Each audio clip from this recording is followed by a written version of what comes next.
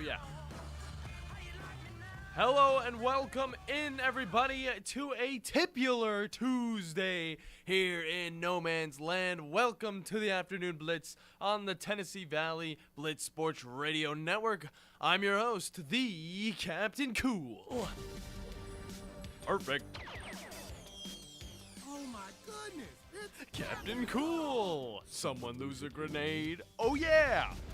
Make sure you guys find us online at theblitzsportsradio.com, on Facebook at theblitzsportsradio, and on Twitter at theblitz_sports, where we'll post updates on when our show's going live, maybe some poll questions, and a little bit of back and forth from me and the Bandi man. But make sure you guys are also following us on Twitch and YouTube at WZZNTV for more than just sports talk. Today I'm wearing one of my favorite shirts, okay? I haven't been able to wear this shirt in a while, okay? It's worth a lot of money now, just because it was one of those limited time YouTuber, selling them, and I got one shirt from him already. It was a 12-foot long shirt that I've worn in some of my YouTube videos, but now I'm wearing the Cutlery Apple shirt, which I really like the look of. It's got Cutlery Apple on both sides of the shirt, and then the back is a nice little print on it. But I don't know what happened, but it's feeling a little too small on me nowadays. A little upset about that. Maybe I'll sell it for a good little buck. I have no idea. But you guys got to be watching the Twitch or the YouTube at WZZN to see all the outfits I'll be wearing, all the outfits Bandi will be wearing behind the glass. And, it's always funny to see him scurry around in that little studio of his. But if you guys want to join in on any of the conversations today, call us at 256-576-4977, and this first hour is presented by Fleming Roofing and Restoration, the guys you need to talk to about all your roofing needs. If you got any roofing problems, look them up online and fill out your free quote today. Remember, Fleming always shows up. You're live hanging with the chillest crew of two in sports radio in the booth. The man I spoke of earlier, one Mr. Bandi Man Bailey Lowry. Yeah. Yes. Heck yeah. What is up, Bandi Man? Not much. As I'm working on getting my mic a little loosened up. I see that. That cord's very long. I know, it's going to pull into my ear. Yeah, a little bit. But I've got it all squared away. Nice. What is up, Captain Cool? Just thinking a little forward to Thanksgiving, because we got a big old weekend ahead of us. Can't wait for it. You'll still have to be in the studio a few times for Army football, but you know what? That's always good. That's always fun, because, it's just fun to listen to Army football. Of course it is. But it's going to be a long weekend, so, we might get out of the work grind a little bit, and we might get into the family grind a little bit more. And it's always good to do that every once in a while. We haven't had a little break in this busy football season. Well, you have. I haven't. But either way, it has been a very, very crowded schedule for us here at 97.7 or WZZN TV or whatever you want to call it. There's a lot of different names. I don't know where we officially stand under, but we are a sister station to 97.7 ESPN The Zone, which, if you guys didn't know, we do have apps for both the Blitz and 97.7. Just look them up on the App Store, and you can have all of the amazing sports broadcasting that we have just at your fingertips, in your pockets. Just the ease of access is for you guys. And Bandi, I got a question for you, all right? What's up? All right. Thanksgiving food. I used to hate turkey, okay? All right? What is your favorite and what is your least favorite Thanksgiving food? What are you reaching for on the table? What I'm reaching for first, easily mashed potatoes or turkey. There's something different about the mashed potatoes at Thanksgiving. Especially when it's mixed with like half and half and it's got butter in it. It's like, yeah. And it's like really creamy potatoes. Yeah, and it has the nice, it's the saltiest, mashed potatoes you've ever had, but it's like a good type of salt. It's not overwhelming. It's just like, this tastes like actual food instead of, something that you just use to dip stuff in. But and it goes great with green beans. Oh, green beans. Oh, for sure. All the time. But you know what I'm not reaching for? What are you not? Ironically, another kind of potato. Sweet potatoes. Ugh, I hate sweet potatoes. I'm not a fan of sweet potatoes. I never knew the hype behind them. If we're being honest, they're sweet, but they're also just gross. Like I don't know. Yeah, I don't know. I just never got past the way I really like sweet potatoes. Yeah. And usually I like any kind of potato. Well, I mean, how many potatoes really are there? Well, I mean, I like potatoes in many kind of forms. Yeah. Okay. I mean, French fries, mashed potatoes, not sweet potatoes, cream potatoes, mashed potatoes. Boiled potato or baked potatoes. Yeah, baked potatoes. There you go. I had to think back to Minecraft. And I was like, what is it called? It's a baked potato, because I don't really have them that much anymore. Loaded potato soup. Oh yeah. All Always that good. stuff. All that good stuff. So first thing I'm probably reaching for, other than having the main stuff on my plate, dude. I'll tell you, the stuffing. Stuffing is the best. I don't know if Tom just does it right, but he does a good job with the stuff, and he does a good job prepping the turkey. He does it every single year. Thing I'm not reaching for, I don't care for the cranberry Jello stuff. Okay. Not a fan? I don't like the cranberries. Not a fan of cranberry sauce? No, sir. Hey, I'm with you. Apparently, fellow colleague of the station hosts a recruiting blitz every weekday morning from 9 to 10. Drew Really? Armin. It's a huge fan. Oh, of course he is. Of cranberry sauce. Man, I think the man would probably eat anything you put in front of him during Thanksgiving. I mean, he's just eating. Okay. Although what I found out today, do not put the cranberry sauce on anything. No. You got to eat it separate. Yeah. So I never really understood. So there's the cranberry crap in the can, okay, which is just disgusting. I've never touched it. Yeah, not a fan of that. Do you ever have that stuff? What is it? It's like the white and red like jello-y pudding liquid that you guys. Do you guys ever have that on your plate? I don't know if it's cranberry. I don't know what's all mixed in on it, but it's like, I don't know. Maybe the chat will have to say something about it. I don't know the exact name, but yeah, I don't touch that either. I don't touch anything that's like too sweet for me, because this is just like, I'm trying to eat like a Viking back in the day. Okay, where's my Yale at? I want it inside of a horn. I want to be able to drink it. I want to just eat all the food I can and then pass out afterwards, because prior to Thanksgiving dinner or lunch or whenever you have it, we have the turkey bowl. And like Tom said on his show, we're having 2 turkey bowls this year. And you know what? We made a case where like maybe we should play the Little League turkey bowl afterwards, okay, with my nieces and nephews. All right. Okay. And he's like, oh, yeah, our energy will be all, like, gone and all that stuff. Me and Tommy, if we're in that, we're going just as hard as we did in the main turkey bowl, in that little kid's turkey bowl. We're going to destroy. Hopefully I'm a quarterback. Hopefully he's a quarterback for the other team. We'll really see whose squad's better. But it's gonna be something to see, because it's just me, Tommy, Danny, which Danny, he plays like an old man. But we're all going to be playing up against a bunch of old men. So it's like, maybe we got to bring in some recruits. And I talked about possibly getting John in it. Some recruits? Some recruits. You had to hit the transfer portal for the turkey bowl? Exactly. We got to get some people in, because, golly, let me tell you, some of these guys, they're like 20-plus year veterans, all right? Joe, he's a 20-plus year veteran. Okay. I'm not talking about Joe Hunk. I'm talking about my brother, Joe, my oldest brother. Tom, man, retired, came out of retirement, then he retired again to be a ref. And now he's coming out of retirement again for the JV game? I guess he's coming out for I don't know if he's playing in the main game. I don't know how you do that. His arm hasn't been the same since that thing has been put in his chest. I mean, geez. I don't know. I don't want to see him, have a heart attack and then come back to life, on the field. So it's like, I'd rather him not play. So I threw out the suggestion of possibly getting John in, because he will be coming in town. He is the guy that we had on a few weeks ago. He was talking about golf and stuff. And, I mean, he's a young buck. He's got good hands. He's a quick man. It's like, why not bring in some outside help? I mean, we've had Bryce Hopkins, who plays on the Rams. I don't know if he ever got cut. I know that whole little thing he got suspended for a little bit went on, but still, okay. Yeah. Either way, we had that whole family, the Hopkins family. I mean, we've had cousins and stuff come in, but I don't know why. I've been trying to get John to play for a while. He's all for it, but Tom's just like, no, family only. Even though he's brought in so many random people. Jeez. Either way. We'll be talking a little bit more about Thanksgiving throughout the show, because it's just that kind of thing. I mean, tomorrow's the same way. Thanksgiving, we won't have a Thanksgiving Thursday on the show, but this will be a Thanksgiving Tuesday, even though it's a titular Tuesday. But either way, guys, let's get into it, okay?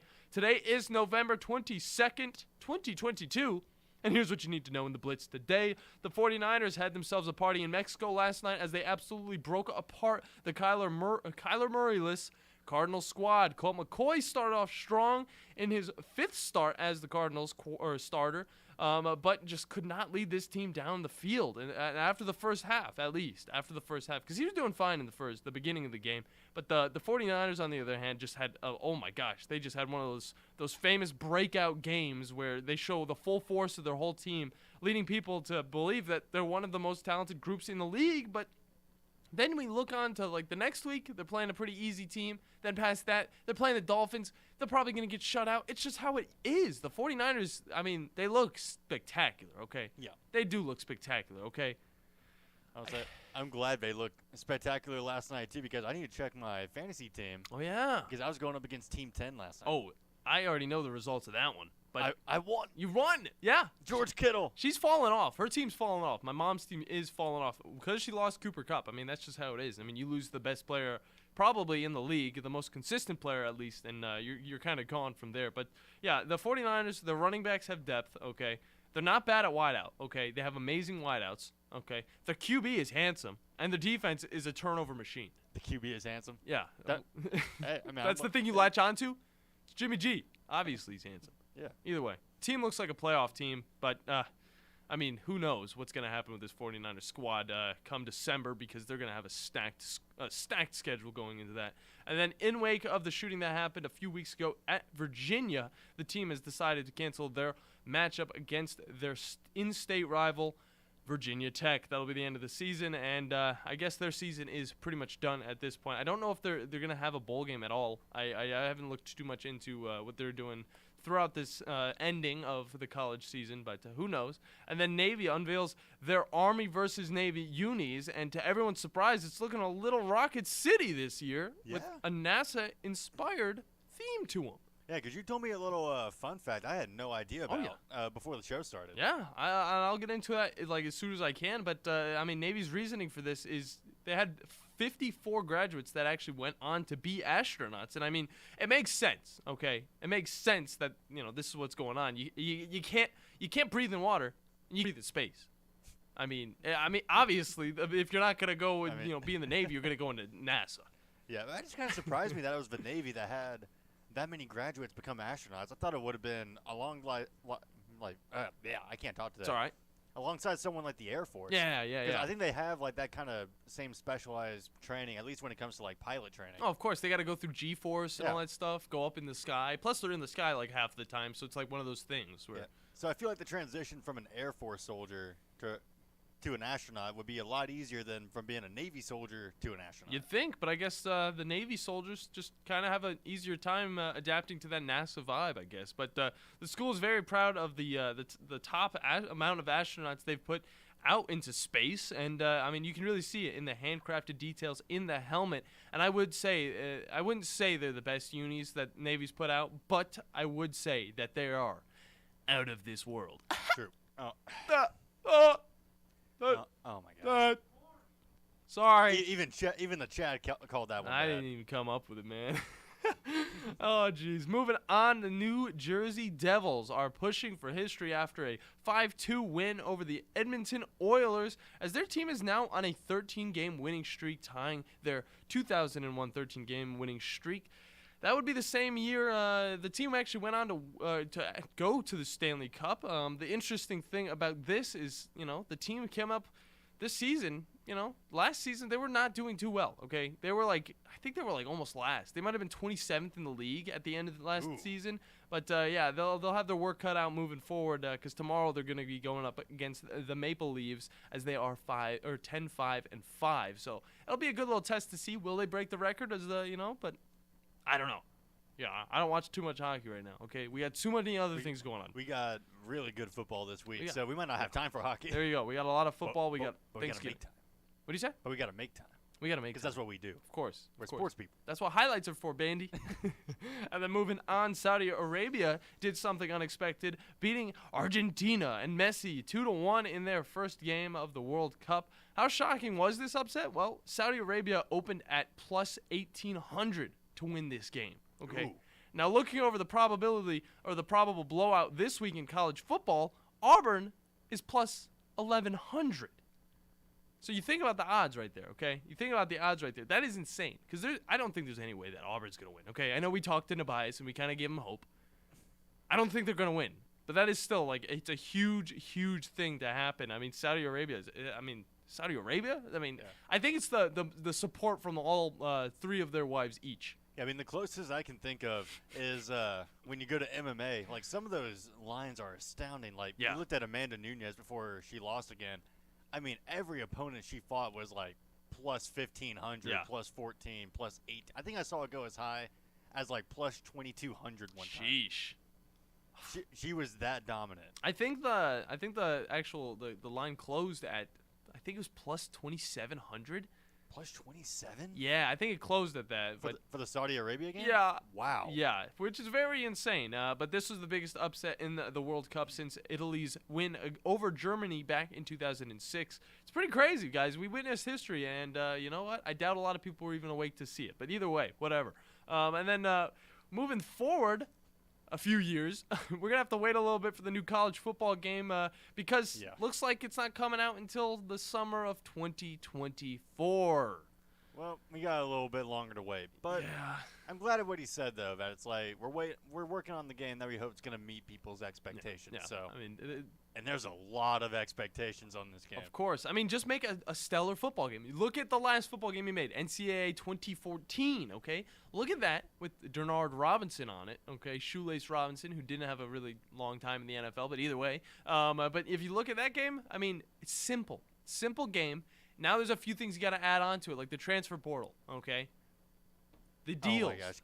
Give me the option to be a coach and take advantage of the transfer portal in know. the game. That would be awesome. It's not – I feel like this isn't too hard of stuff to kind of put into this game, but you also got to take into account the NIL deals that you got to put in. It's just like give it a little bit of the NFL feel, but don't give it the Madden feel, please. Yeah, I mean, they could do something where it's like you got an offer from Dr. Pepper to be in a Fansville commercial, like something like that. Yeah. And I know they have plenty of deals. Yeah, and they give you like NIL stuff like that.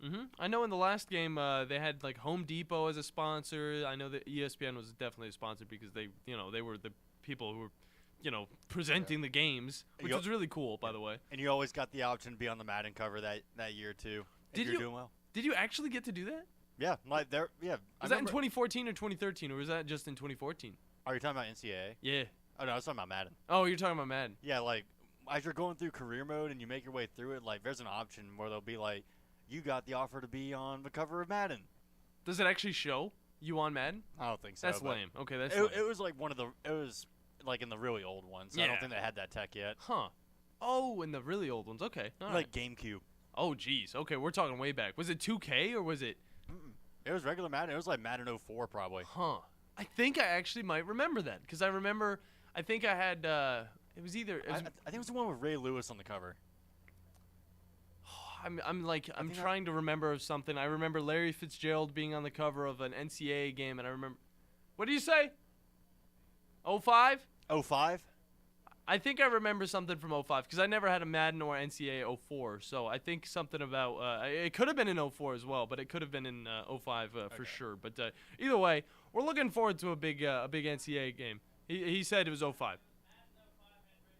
Okay. Yeah. Madden 05, Ray Lewis. Yeah, that's the one I remember. That's the one. And then later in the show, the Bandi Man will have all the news in gaming from Multiverse's new update details. Ranked 2.0 is coming to Rainbow Six Siege as the last big update for the game's Year 7 update. Jeez. 7 years. 7!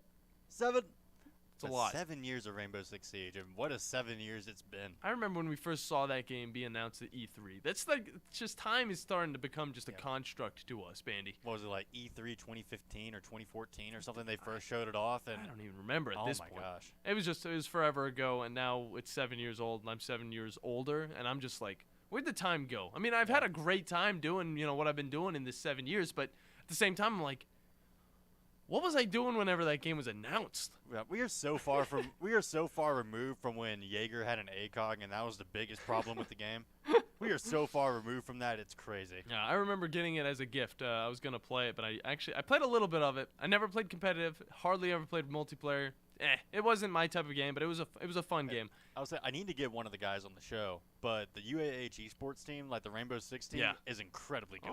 All right. Because I remember going through when I was first doing tryouts for them.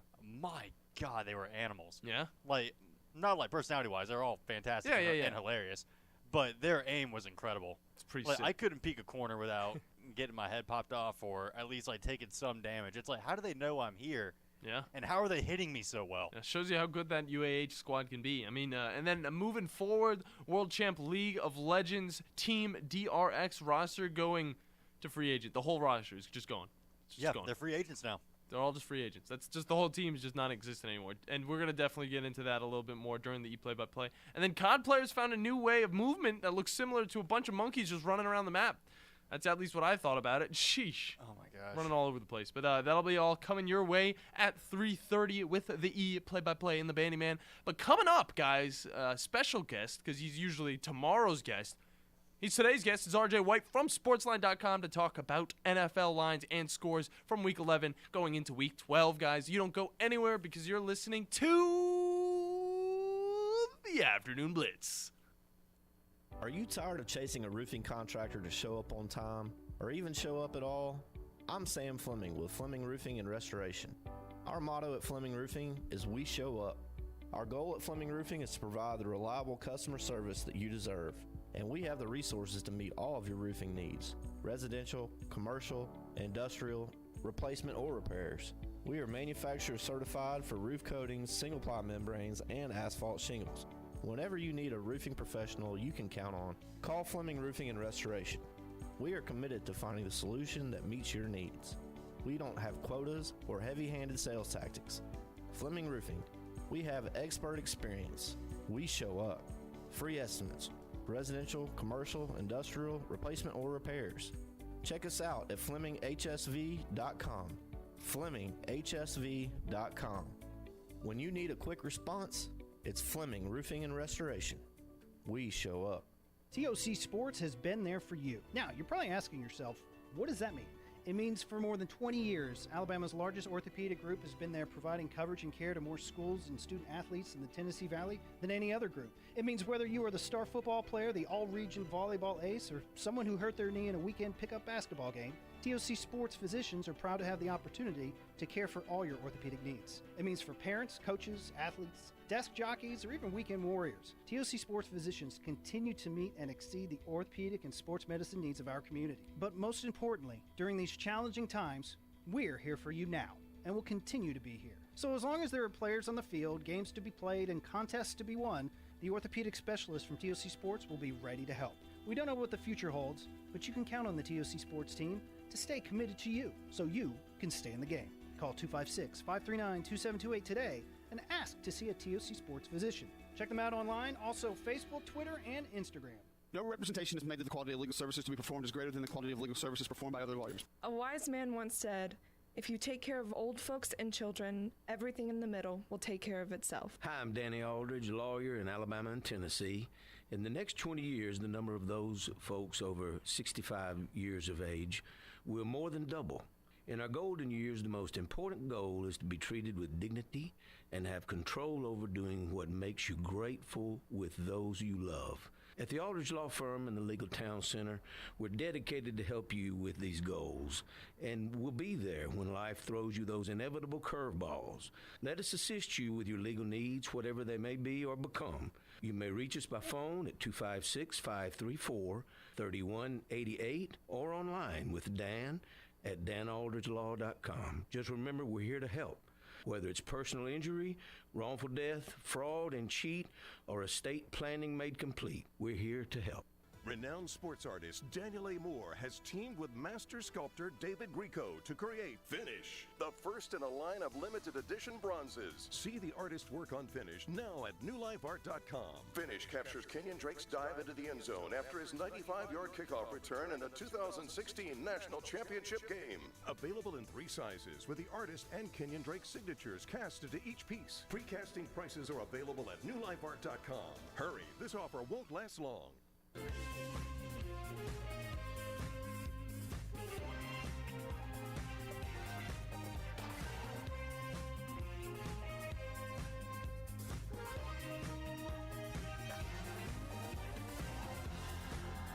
Hello and welcome back, everybody, to a Tipular Tuesday here in No Man's Land. Welcome back to the Afternoon Blitz on the Tennessee Valley Blitz Sports Radio Network. I'm your host, Captain Cool, alongside the Bandi Man, Bailey Lowry. And on the line, we got a special guest. He's a special guest because it's a day that he's not usually with us. He's usually with us on days like Wednesdays, okay? On the Wacky Wednesdays. We'll get into that a little bit in a second, all right? I don't want to keep them waiting too long, okay? If you guys want to follow us on Twitter, you can find us at @TheBlitz_Sports. You can find us on Facebook at The Blitz Sports Radio. And you can call in, not right now, but later, okay? Because we're going to have a wide open rest of the show after we get our conversations with the NFL lines with one Mr. RJ White here in a second, okay? This hour is presented by Fleming Roofing and Restoration, the guys you need to talk to about all of your roofing needs. If you got any roofing problems, look them up online. Fill out your free quote today. Fleming always shows up. Okay, let's get into it, all right? On the Neighbors Wealth Management Hotline, one Mr. RJ White from Sportsline.com. RJ, how are you doing? I'm doing great. How are you guys? We're doing great. We're glad you can join us on this titular Tuesday to talk NFL lines because, I mean, now this is usually whenever we do the NFL recap, but it's even better because we get to talk to you about these games. I mean, there were a heck of a lot of games that were surprising. There were a lot of good ones. We kind of got ideas of teams that we thought were serious going into this week, and then they didn't really show up. And one of those teams we can go to real quick because it was Thursday Night Football. It is the Green Bay Packers, where they kind of just laid an egg against the Titans. The Titans just overpowered them in all ways. You know, Aaron Rodgers, he couldn't get it done. He can't do it by himself. But what are your takeaways from this game? And is this kind of the end of the Packers season as we know it? Yeah, it's really surprising from the Packers. They couldn't run the ball, even though the Titans' defense was pretty beat up. I know they had Jeffrey Simmons available, so that was great for them. But their defense is pretty beat up, and then the Packers go in and get 3.3 yards per carry from Aaron Jones, 2.2 from A.J. Dillon. It's not doing anything on the ground. Mm-hmm. But then the Green Bay defense can't stop a Ryan Tannehill passing game. This is Tannehill coming off that injury, his high ankle sprain.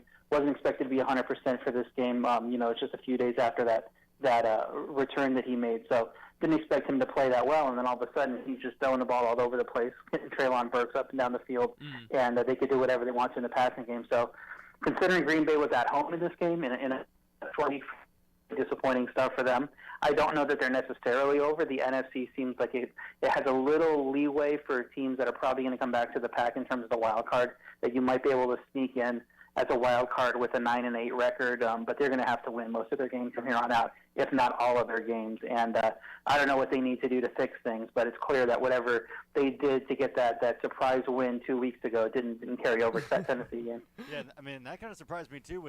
Just considering how well they played at home last week too against the Cowboys, and just going into the same situation this week and seeing almost a completely different team. I mean, is there any recommendations that you might give forward to this Packers team about what to do going forward? Yeah, I typically like playing them, especially in home games. They have a very good home field advantage. We're going to see how, they have a dedicated fan base up there, so maybe it's not going to matter. The fans are going to show up, but we'll see if this team gets out of a playoff contention, if the fans even bother showing up in bad weather for those games. So I typically like playing them at home. I don't think the line adjusts enough for their home field advantage. I think this is probably a good spot this week to fade them. I know the Eagles haven't been that strong the last few weeks, and people are probably doubting how strong they are, but I really like what they've done in the run defense, even though that's kind of what they've been getting bagged for.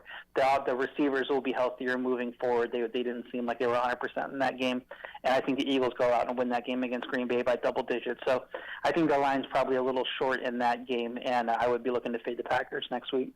Yeah, and then, looking at this team still, the Titans, they have been a different breed ever since Ryan Tannehill came back from that injury. And, going into the next week against the Bengals, this looks to be a more, I'd say, a delectable matchup. They're two teams that are both pretty good. They're consistent in being good now later on in the season. Are the Titans a team to really look at as a legit contender for, maybe a deep playoff run? You always want to count the Titans out when you look at their statistics the last few years. They're like, this doesn't seem like a good team, but then they go out and win games, and they kind of do all the little things to maximize their edge in any game, get some surprise wins, and all of a sudden last year they're the number one seed out of nowhere. Yeah. I don't know if they're that good this year, but, count them out at your own peril. You saw what they did in Green Bay. So I have them as an above-average team right now, even though statistically you might not want to do that. Just overall, but I just think they find ways to win games. This game against the Bengals, I would make it a pick 'em. Yeah. I know the line's a little higher than that. If Jamar Chase returns, it's probably going to go up, but I think the value's probably going to be on a Titans team there that knows how to win games. And the thing about the Bengals is you want to they don't have a very good pass rush, just like you worry about the team's pass rush against the Bengals offensive line. Tennessee could do that with Jeffrey Simmons and cause some trouble there. But the Bengals don't have a very good pass rush, and the Titans, I think, get into trouble against teams with good pass rushes. So it's not surprising Green Bay, they've been disappointing. They weren't able to take advantage of that last week. If the Titans were facing a team with a good pass rush this week, I'd be worried about them. The Bengals rank 29th in sack rate. They're just not getting it done. So they can't take advantage of that weakness of the Titans. I think the Titans can keep this game competitive, run it straight with Derrick Henry, do well, and probably win the game. RJ White with us from Sportsline.com. I kind of want to take a quick shift over into the Philadelphia game because I just really want your takeaway about what happened here during this game, because the Colts were up the entire time against Philly, and then just Jalen Hurts is completely unchecked go-ahead touchdown to win it for Philly. I just want to hear your takeaway from this game and how this might have differed from your initial outcome. Yeah, I thought the Eagles would win by more. I thought they had a significant advantage on their defensive line going against that brutal offensive line for the Colts that even with the hire Jeff Saturday, that doesn't just fix everything overnight. They just have a lot of problems on that offensive line. Mm-hmm. And then sure enough, they got a ton of pressure. I mean, they were getting sacks left and right. But Matt Ryan, the offense never really got comfortable with Matt Ryan. Colts didn't score a ton of points. Problem is the Colts have a pretty good defense too, and when the Eagles aren't operating on 100% strength, Dallas Goedert has already gotten hurt. The two receivers, like I mentioned earlier, they are trying to get healthy. They're dealing with injuries. They're able to play through, but they're not able to be as effective as usual. That's not great against a very good Colts defense. So it's easy to see why this game was a little bit lower scoring than thought, even though that I thought that this was a bigger mismatch against the Colts, and the Eagles were able to pull it out in the end. So not surprised by the end result. I am surprised the Eagles offense didn't do better, but I think a lot of that was they didn't want to throw it a ton against this defense that's playing well with those banged-up receivers. I think Hurts only had 25 attempts in the game. I would have expected, a good 10 more than that in this matchup. So I think we'll see better than that going forward with the receiver strength. I did not move the Eagles down in my power ratings because I think that health is going to play a key role with them moving forward, and I just think it was a bad matchup against this defense for him. Yeah, I think you're right. I think watching that game, I think Hurts got more coverage on the ground than he did at any point in the air. He was actually there. I believe Philadelphia's leading rusher as well. That's correct, yeah. And then, looking over at the Colts team, on the other hand, since Jeff Saturday has taken over, we've seen a different Jonathan Taylor, that he's been rushing more, he's had more attempts, he's had more yards, something we haven't seen since week 1 in the NFL. And going into, having this new coach, Jeff Saturday, this team's looking a little bit better. Do you think this team is better off with Jeff Saturday throughout the rest of the season compared to before? Or do you think maybe it's just, the teams just aren't used to the way he's playing these games, or the way he's kind of shifting the Colts team, and people are kind of looking past this Colts team is kind of just, they're underestimating them a little bit? Yeah, I don't think it's any magical formula that Jeff Saturday has. I think that first game he played, he got to face one of the worst teams in the league, a team that can't play really defense at all. No threat about getting pressure for this quarterback. So, and they prepared to play Sam Ehlinger. You remember that was a surprise switch at the last minute when they started, and Matt Ryan, nobody expected. So if you have a bad defense that's planning to play one type of quarterback, and now they have to play a different type of quarterback, they just don't have the talent to make that adjustment. So it's not surprising they had success in that game. Then you look at this Eagles game, they're supposed to run up and down the Eagles. People have made a bunch about the Eagles' rush defense being terrible since Jordan Davis got hurt. I thought that was going to be a key injury for them when it happened. Yeah. But that Washington game, even though they gave up a lot of yards on the ground in that game, they only gave up 3.1 yards per carry. So it's not like Washington was efficiently running the ball up and down the field. They just did a lot of it. We're having success on third down. The Eagles were unable to get off the field, and it turned into points for Washington. In this game, you would expect Jonathan Taylor, one of the better running backs in the league. Jeff Saturday's fixing the offensive line. He goes off. He only had 3.8 yards per carry, 22 carries, 84 yards. Not great numbers. He got it done, piling up the attempts, but it's, again, not an efficient day, not like he's running for 5 yards a carry. Yeah. Part of it is the Eagles did bring in some help on the defensive line, veterans, Linval Joseph and Ndamukong Suh, kind of out of nowhere. Of course, they probably weren't up to speed, conditioning and all that coming off the couch. I think they'll be better moving forward. Then they'll eventually get Davis back, and the Eagles will be better. So I don't know what to read into the Colts too much. I don't think they're a team that's trending upward. I really kind of think it's in stasis mode right now, and this is kind of the team you're going to get all the way through. when they play teams with good pass rushes, that offensive line is going to get wrecked, I think. But when they're playing a team like the Raiders, they might be able to do some things offensively. And that's something we've seen in the past. So, I mean, they went off on the Jaguars a few weeks back with Matt Ryan because the Jaguars weren't able to generate pressure in that game. So I think just kind of look at those matchups of if you have a defensive line that is able to generate pressure on Matt Ryan, he's not going to do anything offensively. But if you're playing a bad defensive line, then the Colts can probably look like a functional offense. RJ White from Sportsline.com talking NFL lines, NFL scores from Week 11 going into Week 12. And a team that kind of just hit a brick wall this past week was the Minnesota Vikings going up against the Cowboys. They kind of needed to just get out their anger from the loss against the Packers the prior week. But 40-3, the Vikings couldn't really get anything done. I mean, Cook, he was getting a little bit on the ground, but they just could not find the end zone. It kind of goes back to the questions: are the Vikings valid, or are the Vikings just a fake team in this league? And the Cowboys, I mean, where do they put the Cowboys right there? Yeah, it's the regression the market had expected coming for weeks. You remember that Minnesota-Arizona game? Yeah. A lot of money came on the Arizona side, pushed that line down. I didn't get it. I thought Minnesota was much better than Arizona, even if the stats didn't really say that they're like a 8-1 team or 7-1 team, whatever the record was at that point. So I think this is the regression the market expected. All came in one game, kind of surprisingly for Minnesota. Part of it is they had an injury on the offensive line. Christian Darrisaw, the tackle, is playing really well. Went hurt. We'll see if he can play moving forward, but if not, that's a big loss for them because their offensive line has been pretty solid for them this year when it has been an issue in the past. The defense, their pass defense, has been an issue all year. They're giving up a lot of yards per play in that sense. But the last few weeks, they've been creating turnovers, have been coming together, and then that also fell all apart as Dak Prescott did whatever he wanted to through the year. Tony Pollard obviously couldn't be stopped. So it's just one of those games you chalk it up. I don't think the Vikings are 40-3 bad that we saw in that game. Yeah. I don't. But they're not going. Obviously, not going to go 13-4, 14-3. Probably a solid 10-7, 11-6 team that's going to win the division pretty easily, considering who's left there in that division. And it's not really a loss that's going to affect them long term because probably weren't going to win the 1 seed anyway, and they probably got the division locked up in any case. Yeah, and then kind of looking at another team that's kind of going up in the rankings, but at the same time, they were going up against the Giants, and that is the Detroit Lions going into New Jersey and just owning the Giants the entire game. I mean, just what's this Lions team doing differently to have these last 3 games, I believe, that they've won straight? I mean, what are they doing differently, and how are they really affecting your power rankings at the moment?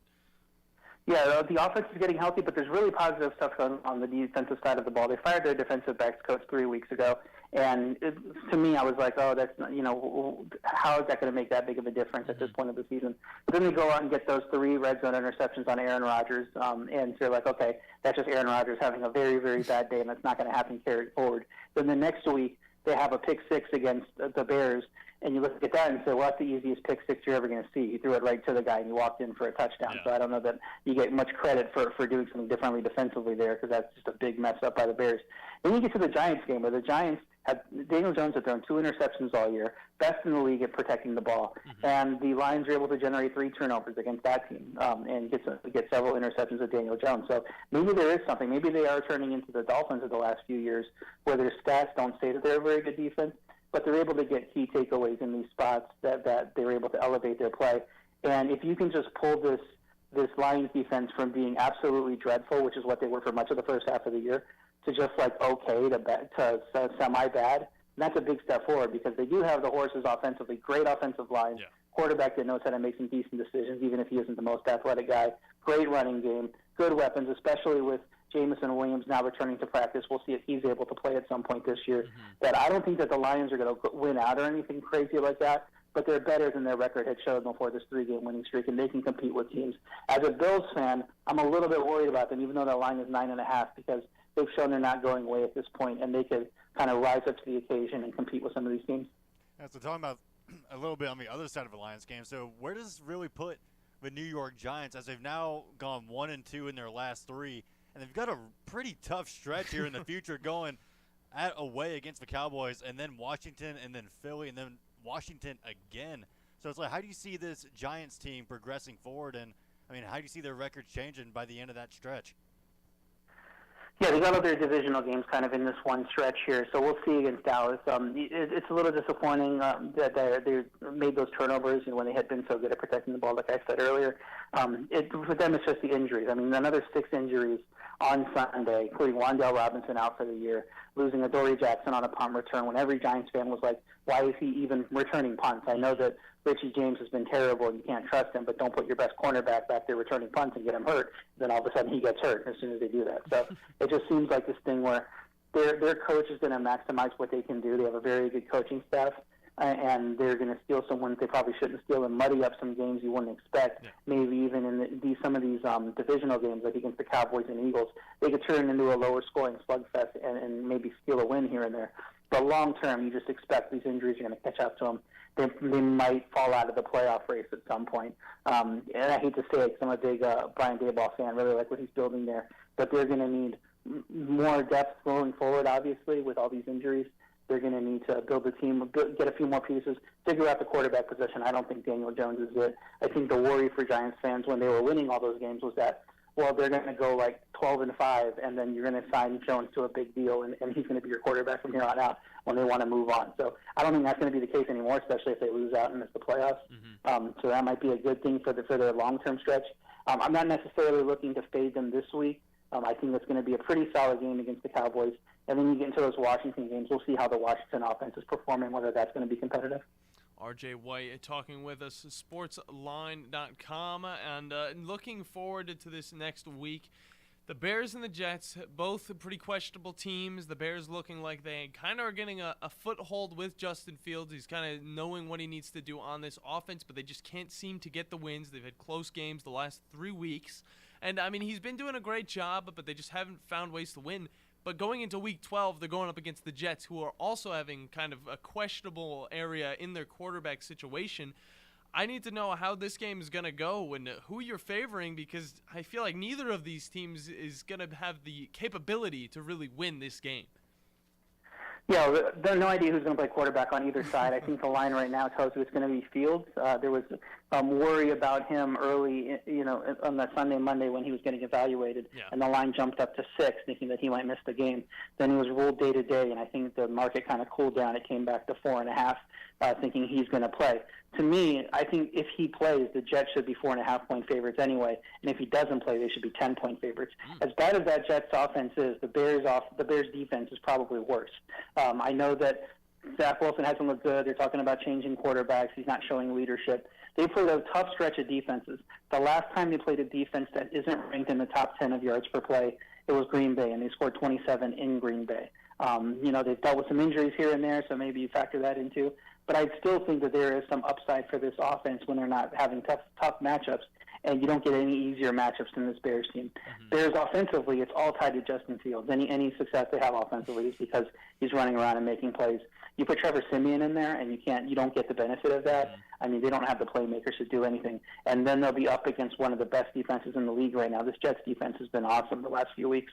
I really like what Saleh is putting together there on all levels, from the cornerback play of DJ Reed and Sauce Gardner, the defensive line getting pressure with their front four, linebackers playing well, just everybody on that team, their defense is playing well. Definitely the best unit in this game, and I don't care who's at quarterback. You can't get much worse than Zach Wilson has played these last few weeks, so if they change it to Mike White or whatever, I think they still should be favored by at least 4.5, even with Fields in the game because of how good the Jets defense is. And then there's a lot of upside to playing them if Fields misses the game, which I think he might, because I don't know why you risk his health at this point if you're the Bears. Mm-hmm. And looking at this Week 12 schedule, it's one of the more underwhelming weeks in the NFL, but I still want to know your opinion on which game you're looking at the most, which game you have the most kind of just in-depth knowledge about what these teams are going to bring to the table and who you are for sure picking to win over a certain game. Which game are you the most confident about going into this Week 12? It's kind of tough. You want to see the injury reports and all these matchups and kind of see where things are going to go. Here and there, but one line I really like is that Detroit game because they've been so competitive even against a good Bills team. Bills having to deal with those weird travel spots going back and forth to Detroit, not missing practice and all that last week. They ended up winning the game there, but that was interesting. I really liked Miami when the line was 12 against Houston. Houston should have been a solid play last week when Washington was coming off beating an undefeated Eagles rival on on Monday night should have been a letdown spot for Washington, and Houston did absolutely nothing against that defense that's playing really well for Washington. So I think Houston is just done. Miami should be 17-point favorites if you think that they're a good team. You think about those lines in the past in the NFL, you typically see a 17-point line here and there once a year. And Miami, I think, is the quality of team that deserves that against the worst team in the league in Houston. So I like Miami there. The line's creeping up, though. We'll see if Miami has to deal with a look-ahead spot because they're playing San Francisco next, and obviously Mike McDaniel came from San Francisco, so that could be a look-ahead spot. They figure they'll easily beat Houston. The thing that mitigates that for me is they're coming off a bye, and you don't look ahead 3 weeks.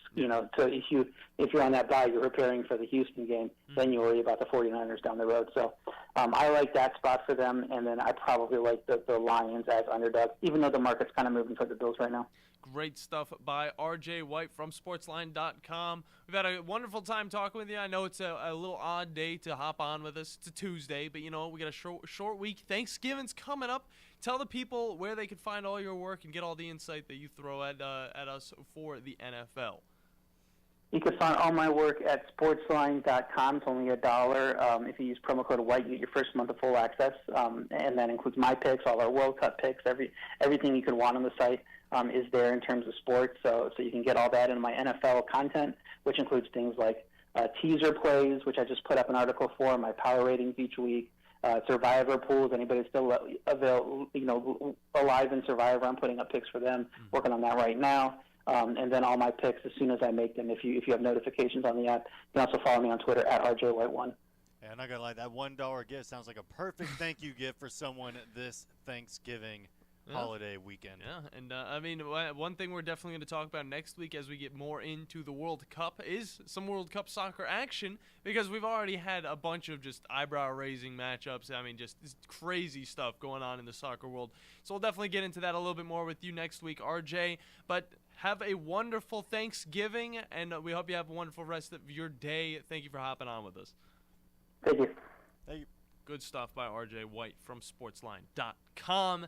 We're going to hop into a break to preview the second hour. You guys stick with us because you're listening to the Afternoon Blitz. The Blitz has been called. Hey folks, this is Arthur Seaton, managing partner at University Kia, here letting you know we are proud supporters of Madison Academy football. Stop into the University Kia today and shop our large selection of new Kias, including the all-new Telluride 8-passenger SUV, the stylish new K5, and sporty new Seltos. Visit universitykia.com to view all our great offers and get pre-approved in minutes so you can drive home your new Kia today, because we want to see you in a Kia. Go Mustangs! At Bryant Bank, we believe your goals are worth chasing, and every step along the way is worth celebrating. From your hopes for the future to the challenges that keep you up at night, we're here for you. Bryant bankers put care into action to help you live legendary by stepping up when you need us most and doing what's right, even when no one is watching. Come experience a local bank whose people greet you by name and treat you like family. Bryant Bank, member FDIC. This hour of The Blitz is brought to you by Fleming Roofing and Restoration. Online at FlemingHSV.com. You want the right specialist for your recovery. At SportsMed Orthopedic Surgery and Spine Center, we understand every body is different. Your muscles and bones are unique, as is your body. Our SportsMed specialists offer innovative treatments and minimally invasive procedures, allowing you to quickly return to the life you love. Locations in Huntsville, Madison, Athens, and Decatur, and on the web at sportsmedalabama.com.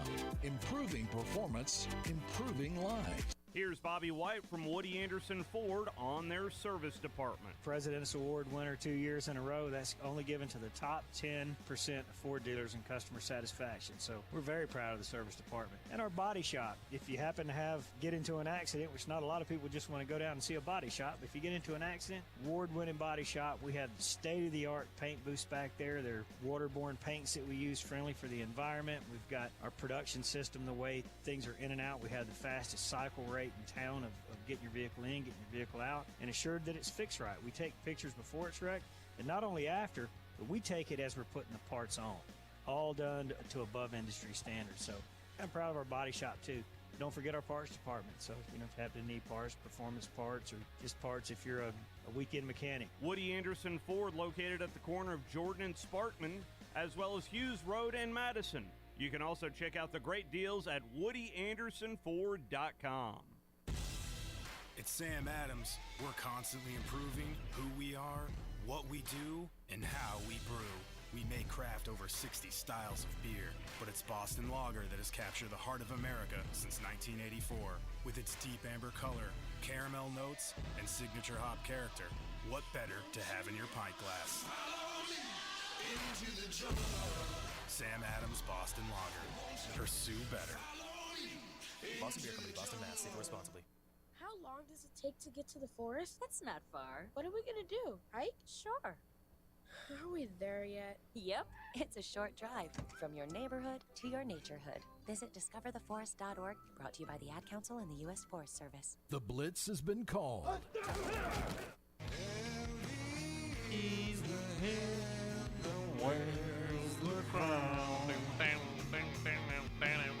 It's always a fun one when it comes on. Heck yeah. Hey, Joe Thomas. Look at him. He's a semifinalist for the Hall of Fame. Joe Thomas? Yeah. It's gonna be Hey. nice. Go Cleveland Browns. He is an all-time great when it comes to linemen in the league. I mean, this guy. I'm surprised he wasn't in there already. Well, I mean, it was. Yeah. He is. He's recently out of the NFL, but I mean, he's had time to get out of that lineman shape and into actual ripped shape. Because this guy, he is jacked now. Yeah, because what is it? You got to be 10 years removed from the NFL, or is that the NBA? No. I think he's. Or 5 years. I think he's around 5 years out Okay. of the NFL. I'd have to really look at that because these Browns seasons just fly by nowadays. I mean, I don't know which season they did good, which season they did bad. They do good one year and then they do terrible the next. It's just kind of how it is. I'm with you with my team. Yeah. I mean, but Jazz was always, all right, we're going to do well in the regular season. Yeah. All right, second round exit, not surprised. Yep. So it's all right. It's we'll always blow through the first opponent, and then the second round, it's always Houston or Denver or something. That Denver playoff series 3 years ago was incredible. The matchup between Donovan Mitchell and Jamal Murray. I missed it. I don't watch basketball, Bandi. At least NBA basketball too much. But the last game was one of the slowest games in the world, and it was so low scoring. Shoot. Came down to a Mike Conley 3, and it is in and out. Well, that's upsetting. But, at least it's not like the Browns when they finally get to the playoffs. They beat the Steelers. Then they go up against the Chiefs, and then they lose in the worst fashion possible because all the refs are like, oh, no, that wasn't targeting. He didn't throw his head into the other guy's head. It's just bullcrap. I hate it. That game, I mean, I'm glad the Browns went to the Browns don't go to the playoffs much, okay? Yeah. Bandy, you know that, okay? I think the last time they won was 2002, 2001 with Tim Couch. Was it really that long? Yeah. But the last time they won a game was 1994 in the playoffs. Okay. Oh. Yeah. There you go, Bandy. You think you got it bad with the Utah Jazz? I got it terrible with the Cleveland Browns, baby. Hey, at the very least, you expected to not get there. We had championship caliber teams. That stinks, Bandy. Either way, yeah, I guess you're right. But is it worse to know you're not gonna get there, or know you could win the whole thing and lose in the second round? We had Myles Garrett, Nick Chubb, Jarvis Landry, Odell Beckham, Donovan Peoples-Jones. Okay, I'm starting to see what you mean. So there you go. I mean, that was the reason why, and also Kareem Hunt, because what a spectacular running back group that is at the Cleveland Browns.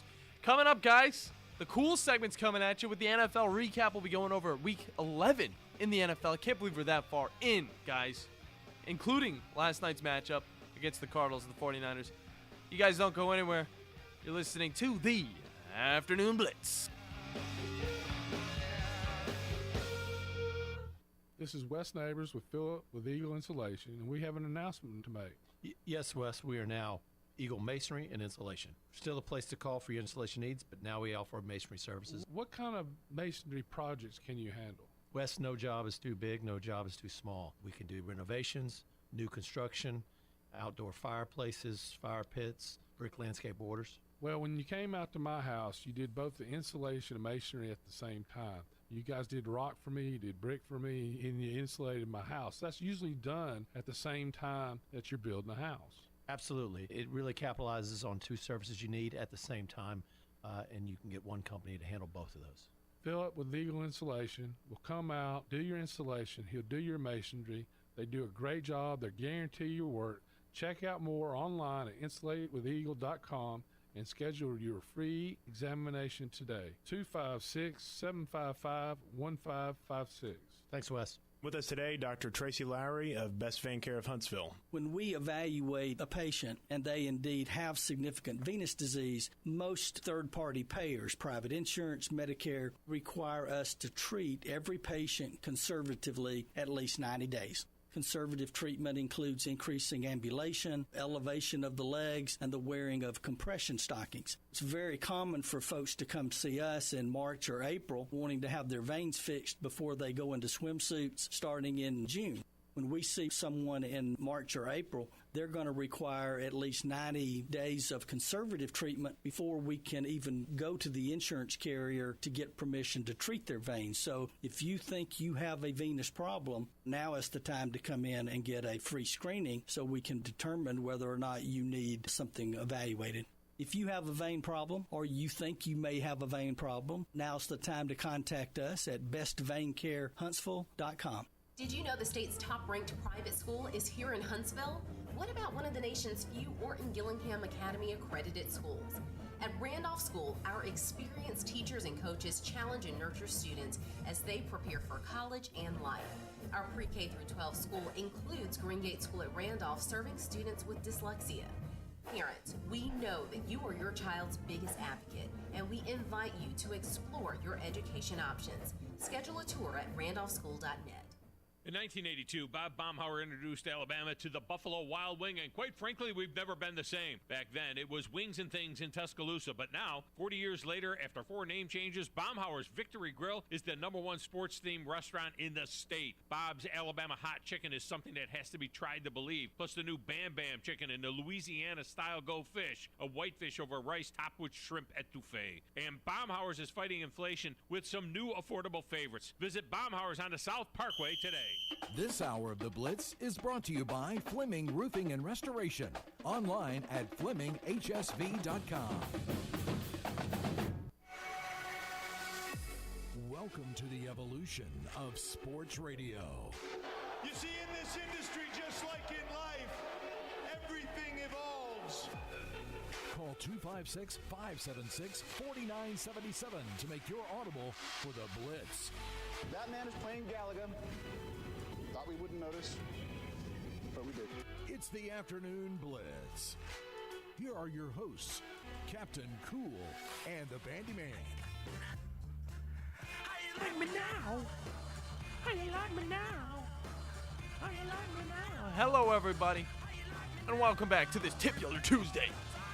Boom, there you go. Oh, I miss it. I miss that just drop. Just the drop needs to happen, Bandi. We got to figure that out.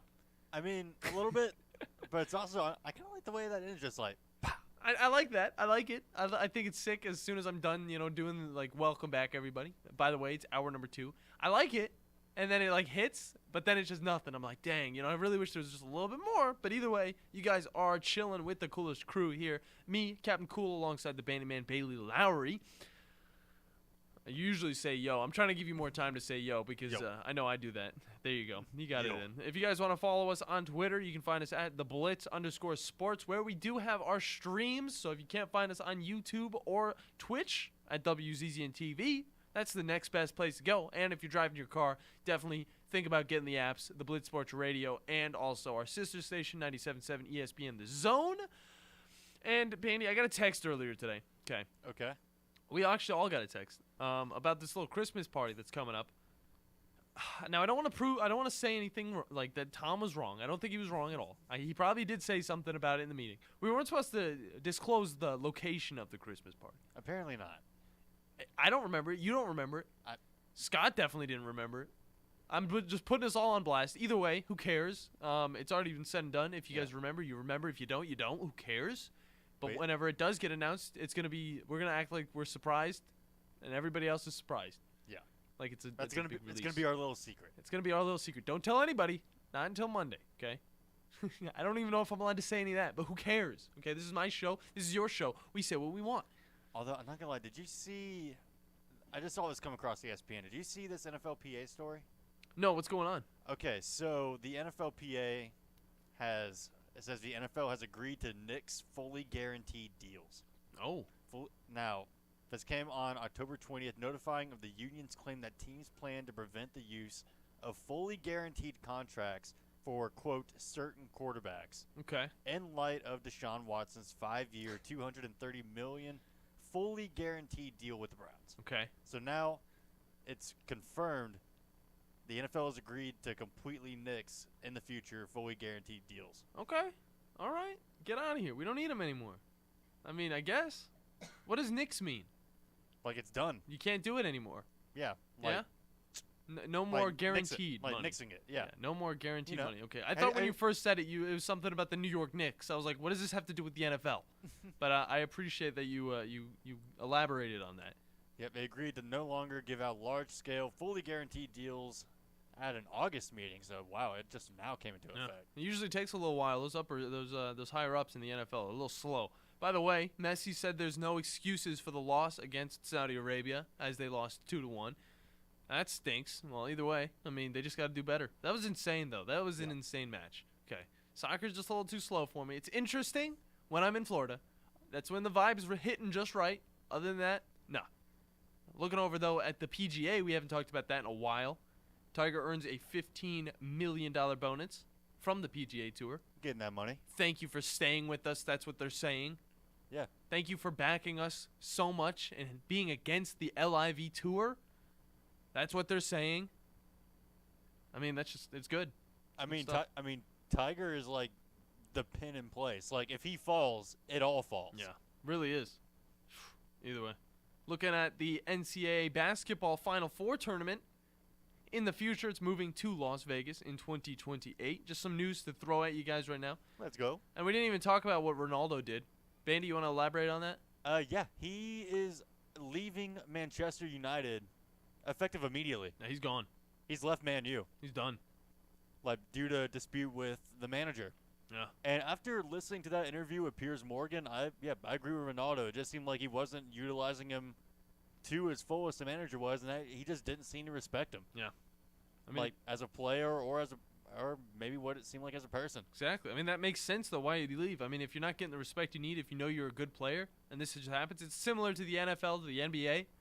If you don't think you're getting the respect and the love that you deserve, being the talented player that you are on a big team, I mean, it's just, you got to get out of there. You got to find something that'll actually, some people that appreciate you. By the way, France beating Australia 4-1. Yeah, absolute blowout. Blowout in that matchup.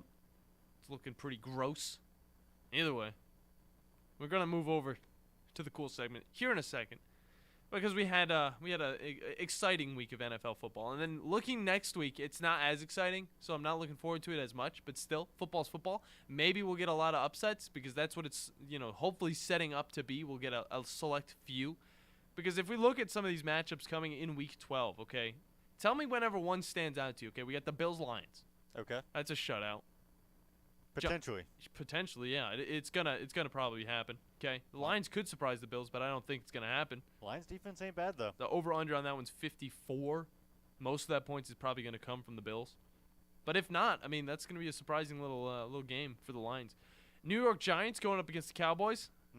Cowboys are gonna destroy. They're gonna expose the Giants like they did the Vikings. Vikings-Patriots, this one's a little bit closer. This one, I don't really know who's going to win that one. Falcons-Commanders, that's just a booty hole game. I don't know if I could say that. Ravens-Jaguars, gross game, gross matchup. Ravens-Jaguars, yeah, Ravens got that. Not interested in it. Bears-Jets, gross matchup, disgusting. Bengals-Titans, that one's interesting. That one I actually like. Okay. Panthers-Broncos, don't really care. Don't want to watch Russell Wilson suck anymore. Texans-Dolphins. Dolphins going to kill the Texans. Tua's going to have like 400 yards. Like the Dolphins, what the Dolphins are going to do right here is the Dolphins are going to hit the ticket for the Texans, and the Texans are going to have to go they're going to get so embarrassed that they're going to move to the XFL. Buccaneers-Browns, that's a good-looking matchup. Buccaneers-Browns? Yeah. Chargers-Cardinals, decent one. Raiders-Seattle, Seattle will have that one in the bag. Chiefs-Rams, Chiefs are going to destroy. 49ers-Saints, 49ers are going to destroy. Packers-Eagles, Eagles are going to kill the Packers. Unless... We hope so. Unless Aaron Rodgers thinks, maybe this is a week I got to really just step up. Yeah. Tell my team, hey, guys, just hop on my shoulders and we're gonna take it home. And then Steelers-Colts. That should be a decent matchup. But not really anything interesting to see in this one. The Giants versus Cowboys one, just because that is a very good divisional rivalry. That's a good one, but other than that, I think the Cowboys are going to just go off. But, guys, you know what time it is. Bandi, do you want to get that music set up? Yeah. Because we're about to get in some of these lines. So, you guys, get ready for the NFL Rewind on the cool segment. It's getting hot in here. Hot. So hot in here. That's freaking spicy. Bandi, why do you put that spice in my meatball? Down with Captain Cool. What's cool? I don't care. Get it out of my face, Bandi. I'm coming with the energy. Week 11, baby. Starting with the Titans and the Packers. Thursday Night Football. A game. Intriguing. Packers coming off a good win. Titans doing Titans things. They go in this game. Ryan Tannehill decides, hey, I'm going to continue to be an amazing quarterback in the league. I don't care about my injury. I just won't run the ball at all, ever. So I'm going to throw the ball for 333 yards, throw some 2 touchdowns, and Derrick Henry's going to do the rest. 87 yards rushing, 1 touchdown by one Mr. King Henry. Good stuff by him. On the other side, Aaron Rodgers didn't have himself a bad game either. 227 yards passing with 2 touchdowns. The thing I told you, Bandi, Aaron Jones, if he had a good game here, the Titans wouldn't win. Okay? If Aaron Jones had more passes to him, if he had more rushes, if he had more yards, this game would have been just the opposite. He didn't have that. Randall Cobb, 73 yards. That's all right, modest. Titans, just amazing. They looked really good in this game, and I like it. I like it going forward. 27-17 was the end of that game. Packers fall to 4-7. I'm questioning if their season's still alive. RJ thinks that they're still alive. You know what? I'll believe him. I'll say, hey, there's still a chance for these guys. We'll see about that going into next week's matchup. We'll see. Moving on. Chiefs-Chargers. Always a great matchup. Always just spectacular matchup. This one, just as good, okay? Patrick Mahomes said, I'm going to throw the ball a bunch. I'm going to score a bunch of touchdowns. 329 yards passing with 3 touchdowns. Travis Kelce was kind of the main man for this guy. Oh, my gosh. 115 yards receiving with 3 touchdowns. He does it again. Spectacular performance by him. On the other side, Justin Herbert. Not a bad game. 280 yards passing, 2 touchdowns. Austin Eckler. Still just surprising teams, okay? Surprising. They were not a good rushing team at the beginning of the year. They've turned into a team that can run the ball. 83 yards, a touchdown by him. And then, I have to bring up this young man right here. One Mr. Josh Palmer. This kid, he wears number 5. He's a wide receiver. It's whatever. He's got the swag. 106 yards with him, 2 touchdowns. Chiefs come back in the last second of this game to get the dub, 30-27. Chiefs move to 8-2. Still some questions on them, but they do look like one of, if not the best team in the league. Okay? Moving over. Cowboys-Vikings. Cowboys got something to say about that. The Chiefs, you just move over because we're going to destroy this other 8-2 team and make you think a little bit. Maybe we could destroy you too. Cowboys just absolutely obliterate the Vikings. Kirk Cousins couldn't do anything. Cook could do a little bit. That's fine. The rest of the wide receiver core for the Vikings? Nah, don't worry about it. We're not even going to show up. Dak Prescott, 276 yards passing. Shut up, watch. Why does it do it? It does that thing where it's an Apple Watch. What are you going to do? Yeah. 2 touchdowns by him. Tony Pollard. Golly. Man was like, I'll take the receiving position and the rushing position, and I'll take it to the stat line. Man had 80 yards rushing and 109 yards receiving with 2 touchdowns. Spectacular performance by the Cowboys, and they look forward to their next matchup. They win 40-3. Spectacular. Vikings looking like we're a little questionable now. We're a little questionable. Maybe we don't want to go to the playoffs, so maybe we'll lose the rest of the games. That's what I would do if I were the Vikings. That's what I feel like is going to happen to the Texans in this next week. Either way, moving forward, Bengals-Steelers, good division matchup. Rivalry matchup here. 2 teams I definitely don't like. Bengals 6-4 on the season. They're gonna pull themselves back out of the little ditch they started out with in the beginning of the season. Joe Burrow, sorry, I almost said Josh Burrow. That's not his name. Joe Burrow, 355 yards passing. He said, I'm gonna say 4 touchdowns. Thank you very much. 4 touchdowns in this game. Defense for the Steelers did not show up. Bengals didn't show up either. 37-30 was the final on that one. Kenny Pickett, though, kind of getting a taste of a good team right there, okay? 265 yards passing with a touchdown. Najee Harris, though, 20 carries, 90 yards, 2 touchdowns. And then George Pickens with 83 yards receiving and a touchdown. Just wasn't enough, though. Steelers dropped that one.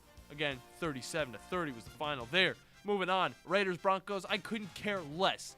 The amount of just words and blasphemy that I want to throw out to you guys for this game is unfathomable, okay? I hate both of these teams. I used to like the Raiders. I used to think this is a good team right here. The amount of things they're doing wrong this season is just pissing me off. But you know what? They're not doing enough wrong to lose against this terrible Broncos team. Russell Wilson finally doing a little bit better, but not enough, okay? He had 247 yards passing. Didn't throw any touchdowns, but that's okay because Murray, his running back, 49 yards rushing with a touchdown. But on the other end, Derek Carr, the stats just look totally better on the Raiders side, okay? Derek Carr, 307 yards passing with 2 touchdowns. Nice. Jacobs, 109 yards rushing. And Devontae Adams, oh, what a surprise. Top wide receiver on this team. 141 yards receiving with 2 touchdowns. This kid's spectacular. I don't care if he's pushing over cameramen and getting sued for it.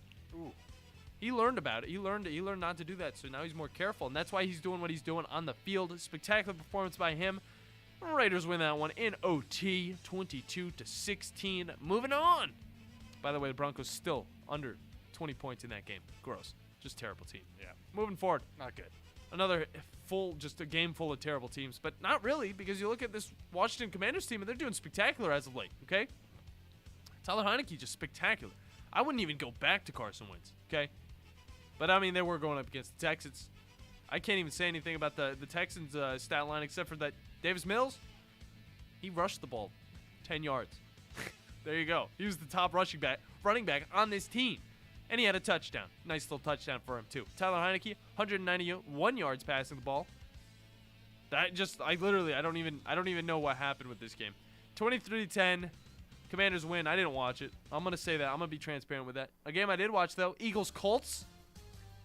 Really odd matchup right here, Bandi. I know you have some question marks about it. It was like not only an odd matchup, just an odd game. Yeah. Because it seemed like there should be no reason why Indianapolis should have been ahead the entire time. No, yeah. And then, what was it?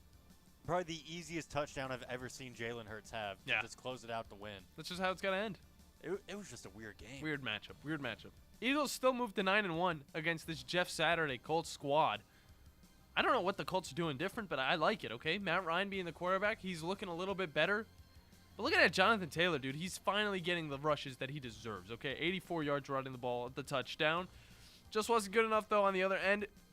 Jalen Hurts, 190 yards passing with a touchdown and also a touchdown running the ball because he had 86 yards rushing. Top running back on the team. You could say that. I mean, he is a spectacular running quarterback. He does a lot of things for this team. And, Eagles take that one just barely. Just by the tip of their finger. 17-16. Colts fall to 4-6-1. I still have high hopes for this Colts team. I'm going to be honest with you. I'm looking forward to what they're going to do for the rest of this season. And maybe Jeff Saturday could probably just seal himself as a coach going into next season. That might be a possibility. If not, I don't know. Tell me who you guys think the Colts should have as their head coach. Moving on, Jets-Patriots in what used to be a pretty spectacular matchup with Mark Sanchez going up against Tom Brady. Is not as spectacular anymore because Zach Wilson's trash. Never saw anything good in this kid in the first place except for the amount of MILFs that he pulls. Good stuff by him. Either way, trash player. Doesn't take accountability. He's not a leader. He still seems like a kid to me, okay? Did you see that press conference? Yeah, he's a kid. Yeah. Mac Jones, on the other hand, finally getting his foot in back. 246 yards past the ball. This game was terrible the whole way through. 3-3 the entire time until the end of the game when we got probably the coolest thing that could happen out of this game in one Mr. What's his freaking name? I don't even remember the guy's name. Was it Mark Jones? Marcus Jones? Yeah, Marcus Jones brought back that nice little punt return for the first punt return of the NFL season. That's for everybody. Zach Wilson also had to handle the running back position because they can't do anything without their star running back that sadly had to leave early on in the season. And Breece Hall. Either way, it was a gross game. Not a lot of stats to talk about in this one. Patriots win at 10-3, and they move to 6-4. The Jets, 6-4, but kind of trailing in the other way. Moving on. Saints, Rams. We talked about this one. We talked about the question marks into it. Andy Dalton showed a little bit of worth in this one. 3 touchdowns, 260 yards passing. It's good stuff by him. Chris Olave got a lot of that. 102 yards receiving with a touchdown on the other end. Matthew Stafford he's doing a little bit. He's really just doing a little bit with what he's got. Okay, 159 yards passing with 2 touchdowns. Cam Akers, 14 attempts, 61 yards, and it was just the Rams. They won the Super Bowl last year. You remember that, Bandy? I do. Yeah, so what's happening? They gave all their beans in one season. That's what they did. And Cooper Kupp's also gone. 27-20 is the score on this one. Saints take it in New Orleans in the Caesars Superdome. Either way, just 2 teams that nobody's going to care about going on through the season. Moving on to 2 other teams that people have question marks about. The Lions, spectacular performance by them, totally just taking care of the Giants. Daniel Jones kind of had to do everything with this team. 341 yards passing with a touchdown passing, as well as a touchdown rushing the ball. He had 50 yards on the ground, and then Jared Goff 165 yards passing. Where did the touchdowns come from for this Lions team in this game, Bandy? Do you even know where the touchdowns came from? Where'd all the touchdowns come from, Bandy? Where did they come from? Where did they come from? That's what I want to say. Let's look at it. Let's look a little deeper, guys. Let's see, where did these touchdowns come from? Oh, yeah, that's right. Jamal Williams. Yeah. Sorry, I forgot about that. Jamal Williams had a hell of a game. 64 yards rushing. But he was kind of just in for, just to push it in the end zone. By the way, I have him on my squad. He did spectacular. 3 touchdowns. That's where all the touchdowns came from. That is where all the touchdowns came from. He didn't have a lot of rushing yards, but either way, that's just how it's got it done. 31-18, showing the Giants and the Jets kind of regressing back into their former selves. It's okay, though. You guys are still sitting at a pretty solid record. Moving on, Bills-Browns wanted to kind of just jump out a window during this game. It went on for so long. It felt like the longest game of the season. Maybe it's because Call of Duty was just peaking in my mind, but still. Josh Allen, 197 yards passing with 1 touchdown. Devin Singletary, 18 attempts, 86 yards rushing. With 1 touchdown. It was just a game where it seemed like it was going to be a blowout, and it kind of felt like it the entire game. But the score shows differently. 31-23. The Browns had some late scores in the game, 13-9 during their fourth quarter run, but it just wasn't enough, and they fall to 3-7. Jacoby Brissett, though, had 3 touchdowns, which is pretty good, but that's not going to matter in a few weeks because Deshaun Watson's coming back, and he's about to have a happy ending to this season. Am I right, Bandy? You are right. Too soon. Too soon. Nick Chubb was just kind of held in check. Actually, Kareem Hunt got most of the yards because he had 32 yards rushing, whereas Nick Chubb just had poopy.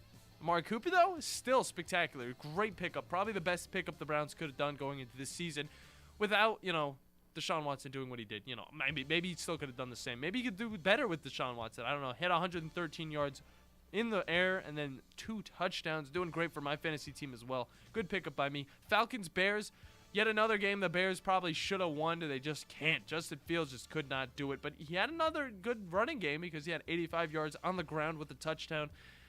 153 yards passing with a touchdown. And Montgomery, he's having to really come into place after the injury of his other running back, which he's just don't even worry about him because Montgomery's the only guy I really care about because he's on my fantasy team, Bandy, if you didn't know. You know who's also on my fantasy team? Who's on your fantasy team? George Kittle. Oh, okay, that's good. That's good. Clutched up in the game last night. Nice. Spectacular. Yeah, he actually did. Though I'm going to get into that a little bit more. We'll get to it in a second. But Marcus Mariota, 131 yards passing with the touchdown. Kyle Pitts, he's on the IR now. He had 43 yards receiving in this game. I had to release him. He's not on my fantasy team anymore. Not anymore? Nope. I got Robert Tonyan from the Packers on my team.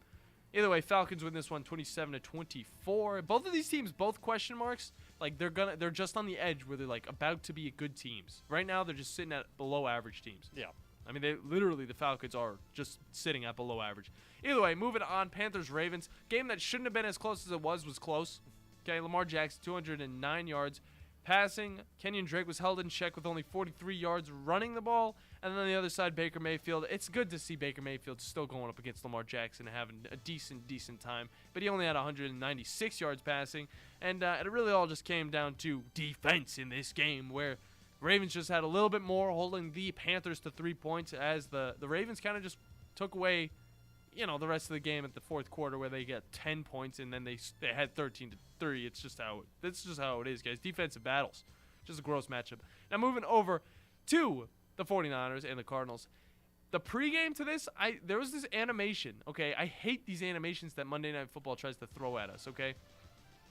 I don't know what I was watching, but it was like Full House opening, and it was all CG, just like the whole 49ers team. And this, if you could find this, Bandi, it is disgusting. The animation they use is just gross. It just looks disgusting the whole time. I'm like, what the heck is George Kittle doing? George Kittle I would be like, hey, Monday Night Football, can you not put me on this anymore? Either way, Cardinals really couldn't do anything. They had Colt McCoy as the quarterback, former Cleveland Browns great. Not really. Either way, 218 yards passing, 2 interceptions thrown. One of them, not his fault. I will say that. I will say not his fault. On the other side, Jimmy Garoppolo said, I'm going to have a hell of a day. 4 touchdowns, 228 yards passing.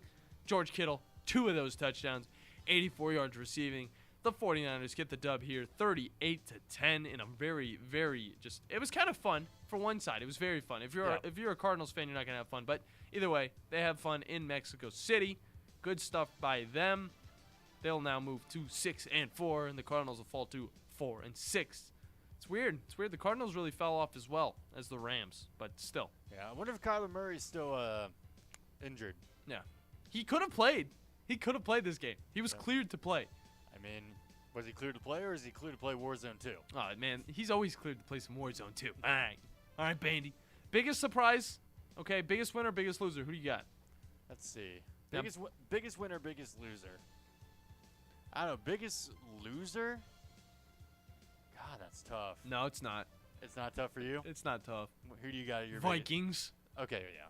They're unreliable. That's a cop-out. It's a cop-out. It's exactly how I feel. They lost 40-3, Bandi. Yeah, I know. I'm playing. I didn't want to go with the Vikings because it just seemed too easy. Yeah. But it's also 40-3. That's gross. After coming off, a pretty big win last week and looking really well last week. Also, Justin Jefferson, you got to be please. I need you for my fantasy I know, team. he didn't do anything. That's probably a part of it. I mean, the Cowboys were locking him down. So, there's one thing there. Either way, who's your biggest winner? Who's your biggest loser, Bandi? Please. Biggest loser would have been the Vikings. Biggest winner, I can't say the Cowboys because, again, that's just beating them. Yeah. You don't want to kill the Vikings' hope that much. No, I don't want to kill the Vikings' hope that much. Honestly, I would say the Lions. Lions? Yeah. I can get off a good win against Green Bay. Not Green Bay, against New York. But defense still looking solid. And they're honestly got a good momentum riding into next week. So I think they could also turn next week into a win if their defense is stout. Yeah. Their defense will be the big key and whether or not they can win next week. Yeah, I'll say I'm not going to go with I don't know. I want to say the biggest loser was the Eagles just because, they almost lost to the Colts. Yeah. But I'm not going to go there, okay? I'm not going to say that. I'm going to say the biggest winner from this week, who would it be? I might have to actually go with the Lions as well. They've been on a roll ever since 3 weeks ago. So it's just they got to continue to be great. This is what they got to do. They got to beat teams that are 7-2. Yeah. This Giants team is not bad, okay? They have been coming up with random games where they've just been winning just randomly at the last second. But this is still a big game. The Lions wouldn't even have been in this game 3-4 weeks ago, okay? Yeah. So it's good to see them just constantly going up. I think we gave them the biggest winner the other week too, but either way, we got to hit a break. If you guys have a biggest winner, biggest loser, let us know. Call in 256-576-4977 or just tell us on the socials at the Blitz_sports is the Twitter and the Blitz Sports Radio is the Facebook. Let us know there, guys. Do it. We're going to hit a little bit of a break. When we come back, the play-by-play is finally here. You're listening to the Afternoon Blitz. The Blitz has been called. Here's Bobby White from Woody Anderson Ford on their service department. President's Award winner 2 years in a row. That's only given to the top 10% of Ford dealers in customer satisfaction. So we're very proud of the service department. And our body shop. If you happen to get into an accident, which not a lot of people just want to go down and see a body shop. If you get into an accident, award-winning body shop. We have state-of-the-art paint booths back there. They're waterborne paints that we use, friendly for the environment. We've got our production system, the way things are in and out. We have the fastest cycle rate in town of getting your vehicle in, getting your vehicle out, and assured that it's fixed right. We take pictures before it's wrecked, and not only after, but we take it as we're putting the parts on. All done to above industry standards. So I'm proud of our body shop, too. Don't forget our parts department. So you don't have to need parts, performance parts, or just parts if you're a weekend mechanic. Woody Anderson Ford, located at the corner of Jordan and Sparkman, as well as Hughes Road and Madison. You can also check out the great deals at WoodyAndersonFord.com. To fasten your seatbelt, insert the metal fittings and tighten the strap. And in the event of a sudden rush of cabin generosity, your seat cushion can be used to grant wishes. How? By donating your airline miles to Make-A-Wish. Why? Because your frequent flyer account is stuffed as fat as your carry-on. And just like the workout clothes you packed, you're never going to use all those miles. But if you donate some to Make-A-Wish, you can give wishes wings and put sick kids right where you're sitting now. No, not in seats to Newark. Seats to fun family places, breaks from treatments and doctor visits and hospital stays, wishes to feel better, and lots of times get better too. Push your call buttons if you feel me. Alrighty then, well, once we reach cruising altitude, you can use your electronic device to make your pledge of miles or money to Make-A-Wish at GiveWishesWings.org. That's GiveWishesWings.org. And then move about the cabin with pride, knowing that you've made a huge difference in the life of a Make-A-Wish kid, because wishes work wonders, people. Every day, the men and women of the United States Marine Corps demonstrate their commitment to defend the American way of life. Since 1775, we have served our nation as a force in readiness. From combat operations to humanitarian assistance in every corner of the world. No matter where the mission takes us today, or wherever our country needs us tomorrow, we always remember the land we call home. As Marines, we take a stand for each other, for our nation, for us all. The few, the proud, the Marines.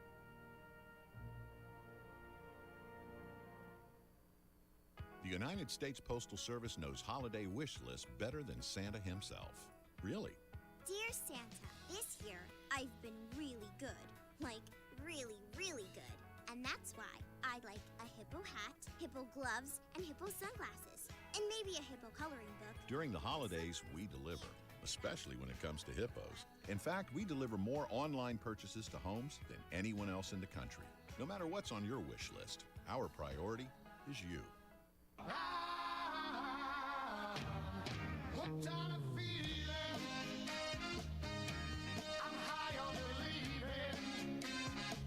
And welcome back, everyone, to the Afternoon Blitz here on the Tennessee Valley Blitz Sports Network. I'm your host, the Bandi Man, Bailey Lowry, joined across the glass, across the aisle by my co-host, Captain Cool John Abraham. Yo. By the way, Bandi, real quick before you continue on, did you see the thing about Johnny Sins being on the Vikings scoreboard over the weekend? Why was he on it? So this fan tweeted out. He was like, "Oh, hey guys, could you put this on the scoreboard? My cousin or brother or something like that is served in the Army for the longest time and all that stuff. And I just wanted to give him some recognition and all that."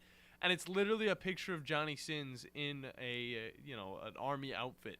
Oh my gosh. I swear, dude, it was actually on the scoreboard. At this point, how do people not know who he is if they spent like 10 minutes online?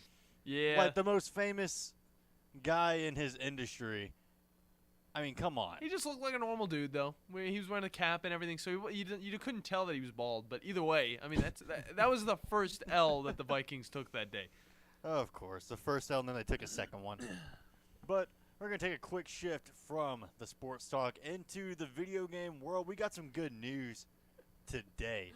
I mean, Guilty Gear Strive had their newest character revealed, and we're actually getting him pretty dang soon. November 24th. Warzone 2 has surpassed 25 million players. Sheesh. Oh my goodness. 5 days. In a week. Less than a week. Warzone 2. And Multiversus Season 2 has really officially begun with its first patch, and first new character has been released. That's all coming up here on the E Play-by-Play. We're really going to talk about Multiversus? We're going to talk about it a little bit. Oh, okay. Hey, I like Time this to catch character. up on esports. It's a good pick. Play-by-play with the Bandi Man. Yeah, I know. I mean, multiverses does seem a little bit dead. I mean, I'm a fan. I'm a fan of the game. I will admit. I do like it, and I do like it when it's 2v2. I hate the 1v1s in the game, though. The 1v1s are atrocious. I can't say that I don't like the game. I can just say that I needed space, and you know what? That's the first game to go. Yeah. So I don't blame you. Yeah. But you know what? That new space might be pretty good because we got some new games coming to Game Pass. Oh boy! Including, with EA Play with Game Pass Ultimate, Battlefield 2042. Let's go. Do we know if is the campaign any good to that game? I have no clue. I think every opinion I've heard about that game has just been bad. Okay. Like the multiplayer is bad. I don't know about the campaign. I doubt even people have played it. Yeah, I haven't heard a thing about the campaign, so maybe I need to get the game simply to play the campaign on my channel. Hey, I mean with Game Pass, hey, I'm cool with it. Yeah, why not? It's free. Exactly. And then we got one more coming called Gungrave Gore. This is like a kind of a pretty edgy title there, but I will say I took a peek at the trailer because I like the cover art. I thought it looked pretty cool. It does. And I will say it looked like a pretty cool just third-person action game. Dude, the protagonist in it or whatever this guy is, stereotypically edgy. dude, he's got the glasses, he's got the long hair. This is the person that kids dress up as in middle school to think they're cool. Also, one of his glasses, one of the sides of his glasses, by the way, they look very similar to the ones I'm wearing, has like a cross on it too. So it's like, whoa, it's like an eye patch too. Oh my god, like he's just gonna pop up like, you don't know my story. I live in darkness. It's like, yeah, we know. I made F's on all of my classes. Is this Beats? Is this like a musical game? No, I mean it's just third-person action. It's Okay. like a shooter. I see Beats 84. That's like how they. Okay. Either way, it looks kind of interesting. I might play that on the channel as well. Yeah, that was pretty cool. Now moving on to multiverses. We have the 2.1 patch notes, just a little bit of bug fixes, but the main thing is, for one, Velma got nerfed again.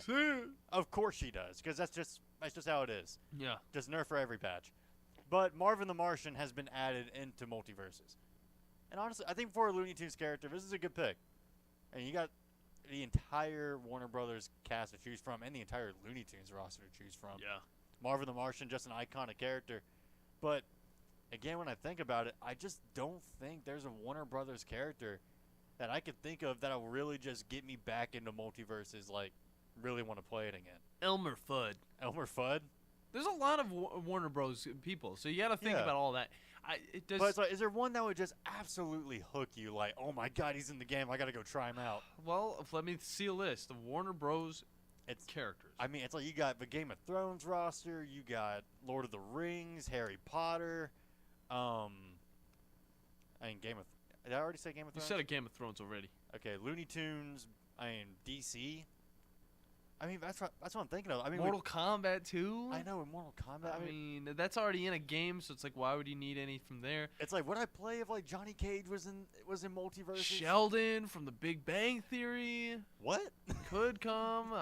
Harry from Harry Potter. Oh, I mean, if young Sheldon makes it into multiverses, I'm never playing it again. Ross from Friends. Okay, that'd be funny. Okay, I mean, see, I'm throwing out ideas for you. It could be we could get Scooby on his own. Okay, yeah, I mean, any more Scooby-Doo characters would be great. Yeah. We could get any. Oh, okay. We could get the scared lion from Wizard of Oz. Ooh. We could get the entire Wizard of Oz. We could get Dodo or Toto, whatever the dog's name is that falls off the stage in that one meme. We get Dorothy and she calls in a tornado. Dude, that's what I'm saying. Actually, that'd be kind of cool. Actually. She clicks her feet and she goes behind the other people. It's like a quick dash. dash. That's how she teleports. We're coming up with things, man. We're coming up with Dorothy's moveset. But again, I mean, there is a lot to choose from. But oh my gosh, now I'm thinking of, oh man, Happy Feet. Happy Feet. We could get Happy Feet. Okay. Remember that movie? I remember that game. Green Lantern. If it's played by the same guy who plays him in Injustice, It'd have to be Ryan Reynolds. I think that's. I mean, do you know who plays him in Injustice though? It's the same guy who voices Tank Dempsey in Call of Duty. Call of Duty Zombies. That's pretty cool. Yeah, it's the same guy. No, that's all I hear when I hear him on Injustice. Okay. But I will say, Yeah, we got some good ideas for a roster. Yeah, I mean, we have there's plenty. There's a plethora. They could add Power Girl. They could add the whole Justice League, which would be awesome. They could add the guy from Teen Titans Go. What's this guy? He's got the F and the exclamation point on his. It's from the '90s cartoon. What's his name? From the '90s cartoon. He's got the what? Blue. He's blue, and he's got the crazy black hair that goes up like that. He's got he's a superhero. What's his name? Is it Freakazoid? Freakazoid. That's his name. Oh, Freakazoid. They could add Freakazoid. They could add any. Ooh, could they add Static Shock? They could, yeah, because he's DC. Yeah, no, Static Shock would be cool. They could add any of the Cartoon Network characters. Okay, is that Warner Bros? Yeah, no, okay, that might get me hooked on, because I got some nostalgia for those old Cartoon Network characters. They got Finn from Adventure Time. We could get Mordecai. We could get Johnny Bravo. We talked about a little bit of this. Okay, we could get Gumball. Courage the Cowardly Dog. We could get Grimm from the Grim Adventures of Billy and Mandy. Man, what are some other really goated shows? Dexter's Lab. Dexter's. He's not in it yet. He could be. Powerpuff Girls, is that? Powerpuff Girls. Yeah, that's Yeah, it would have to be the original though. I heard the remake. No, the remake. Yeah, it's trash. It's trash. Yeah, but yeah, Powerpuff Girls for sure. Okay. Steven's already in it. Chowder. Schnitzel. We could get Schnitzel. Rada. Chowder was such an underrated show. It was. Yeah, I went back and watched a couple clips from it, a couple episodes from it. That humor still holds up. Oh, it's the best. It's great. It's so funny. Just the one where the chef's wife comes in. It's like, what's going on here? It's like, no, you're not in this episode, and she just vanishes. Let me be clear, and just disappears. Yeah, no, that show is always a great. It was a great show. I'm looking through more. I've got to just get a list of Warner Bros. Characters, because I've just been flying through just Warner Bros. Characters on Google Images. So let me see if I can find a. You can continue on. I'll continue on with some different stories while we kind of continue with a roster in the back. But you know what? Microsoft's iconic Xbox 360 controller is being resurrected. Oh. For the 17th anniversary release of the 360, which, wow. Sheesh. 17 years old. I can't believe it's almost older than I am, but not really. Now, a company by the name, of Hyperkin, that is resurrecting the iconic video game controller, the original Xbox 360 controller design, but it's going to be a wire controller that's compatible with both Windows 10 and 11. And not only that, for Xbox Series X and S. Heck yeah. But you're still going to have the original feel of the 360 controller, which I think it looks great. It's from there are pictures of it on IGN.com of what the actual controller looks like, and it comes in both white, black, and red. Wow. And pink. And pink? And pink. Huh. Heck yeah. That's that's something I might have to snag for the old lady. I will say this. I don't know why you'd really want to go back to the Xbox 360 controller, because, when I go back and play the Xbox 360, the controllers just feel a little too small, a little too clunky. But I can see that the battery pack is not involved with this, so that actually does make me a little happy. I don't know why they have to. Do they have to be can they not be Bluetooth? What's up with that? I don't know. Either way, Bandy's on the phone now. But I see they do have the share button, so they will have the same features as the new Xbox One controller, Xbox Series One, and they also came back a while ago with the Duke Xbox One controller. So that's also really cool as well.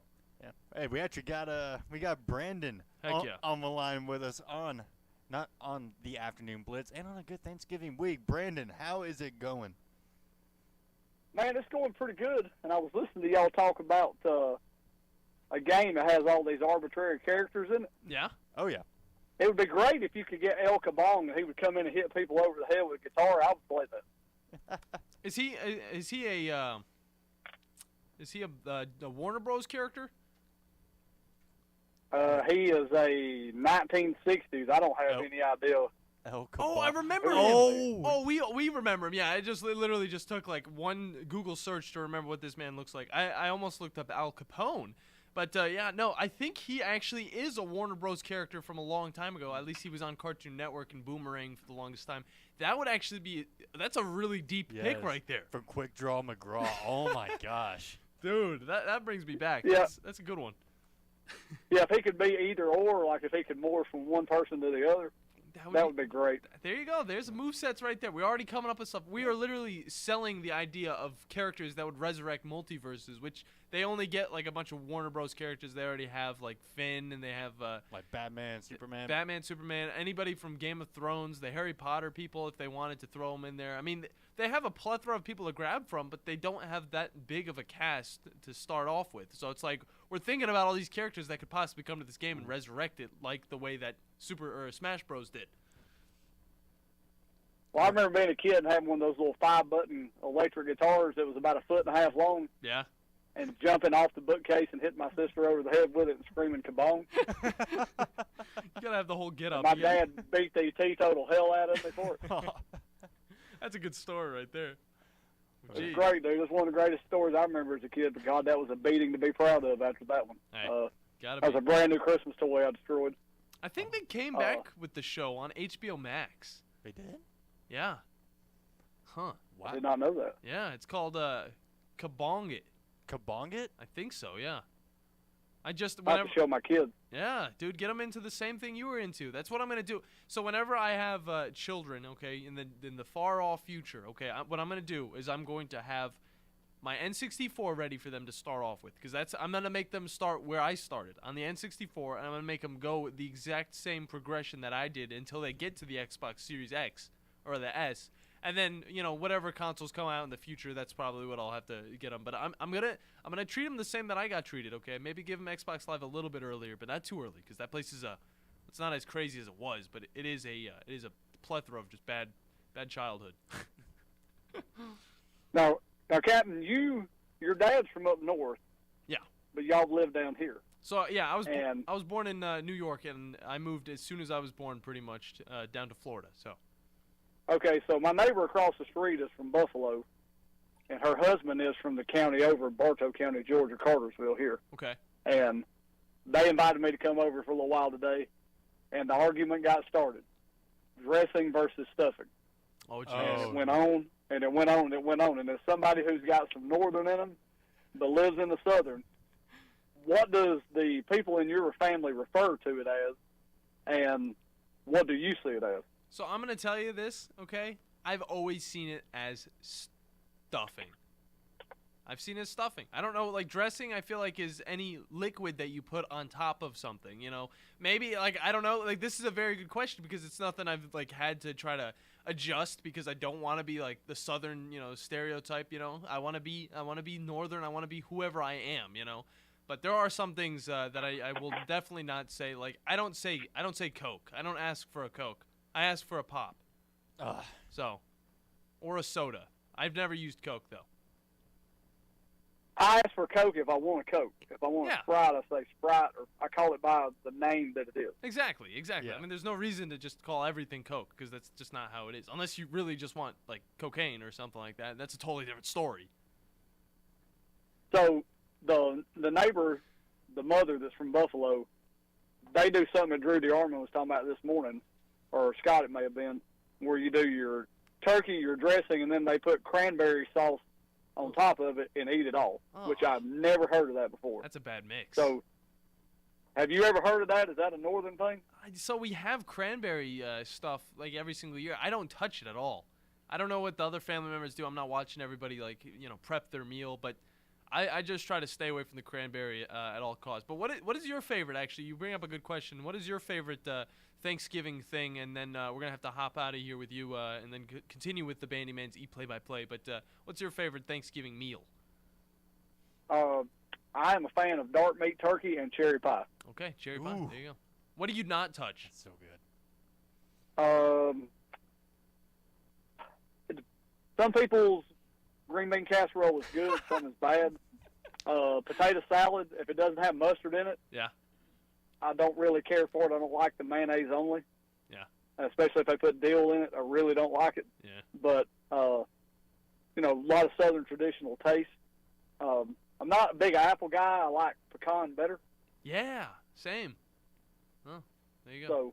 So, little picky, but not too tough. Understandable. Yeah, I was actually going to bring up green bean casserole because my good buddy, he always talks about how his family makes a good old green bean casserole. I'm like, that is the most southern thing you've ever said. So, but thank you, Brandon, very much for the call. Very good stuff from him. But Bandy, you're gonna have to continue on with your play-by-play because actually, we might not even have time for that. But either way, we appreciate Brandon's call, so it doesn't really matter. Yeah, of course. I mean, hey, the play-by-play can take a back seat to anyone who calls into the show. Exactly. If you want to carry it over to the final segment, that's totally fine. You throw out the last few stories because I know we got caught up on the multiverses. It's up to you, Bandy. Yeah, but you know what I will say? You know what would be a great character if they can't put in the Flash? What? Speedy Gonzalez. Honestly, yes. 100%. Yeah, if now we're going off of the El Kabong, we should definitely have Speedy Gonzalez. The fastest mouse in all of Mexico. Exactly. God, Tony Gonzalez. Dude, I love that. I still love that cartoon. Yeah, for the longest time, I only knew Tony Gonzalez, the tight end that played for the Chiefs and the Falcons. I only knew him as Speedy Gonzalez. I didn't know who Speedy Gonzalez actually was until later on in life. But good stuff. Good stuff, Mandy. All right, but yeah, we're going to take a quick timeout. And when we come back, we're going to wrap up the show, wrap up the second hour, wrap up almost everything. Almost everything, because you got a little bit more to talk about. You're listening to the Afternoon Blitz. The Blitz has been called. Are you tired of chasing a roofing contractor to show up on time, or even show up at all? I'm Sam Fleming with Fleming Roofing and Restoration. Our motto at Fleming Roofing is we show up. Our goal at Fleming Roofing is to provide the reliable customer service that you deserve. And we have the resources to meet all of your roofing needs: residential, commercial, industrial, replacement, or repairs. We are manufacturer certified for roof coatings, single-ply membranes, and asphalt shingles. Whenever you need a roofing professional you can count on, call Fleming Roofing and Restoration. We are committed to finding the solution that meets your needs. We don't have quotas or heavy-handed sales tactics. Fleming Roofing, we have expert experience. We show up. Free estimates. Residential, commercial, industrial, replacement, or repairs. Check us out at FlemingHSV.com. FlemingHSV.com. When you need a quick response, it's Fleming Roofing and Restoration. We show up.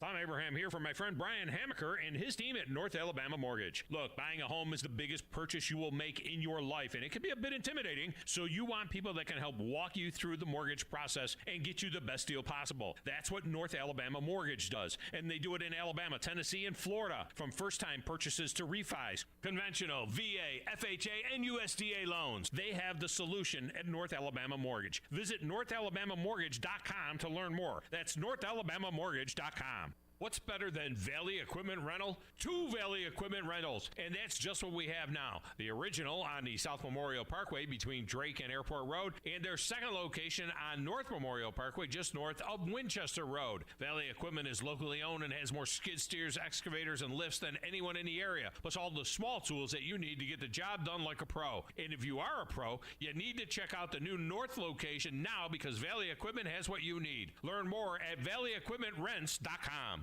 Do you have discomfort in your legs? Varicose veins can affect not only how your legs look, but how they feel. Symptoms of varicose veins include pain, swelling, aching, heaviness, and fatigue. Dr. Tracy Lowry of Best Vein Care of Huntsville can diagnose and treat your varicose veins with the latest minimally invasive techniques. Diagnosis and treatment is covered by most insurances. Call 256-715-7151 to schedule your free screening. Go to bestveincarehuntsville.com. TOC Sports has been there for you. Now, you're probably asking yourself, what does that mean?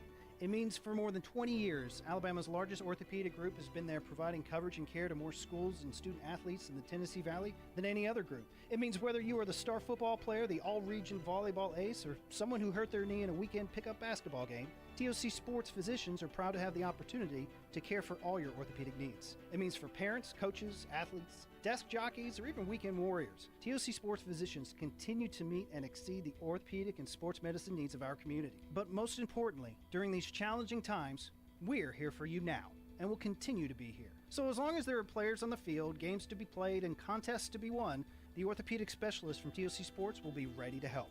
We don't know what the future holds, but you can count on the TOC Sports team to stay committed to you so you can stay in the game.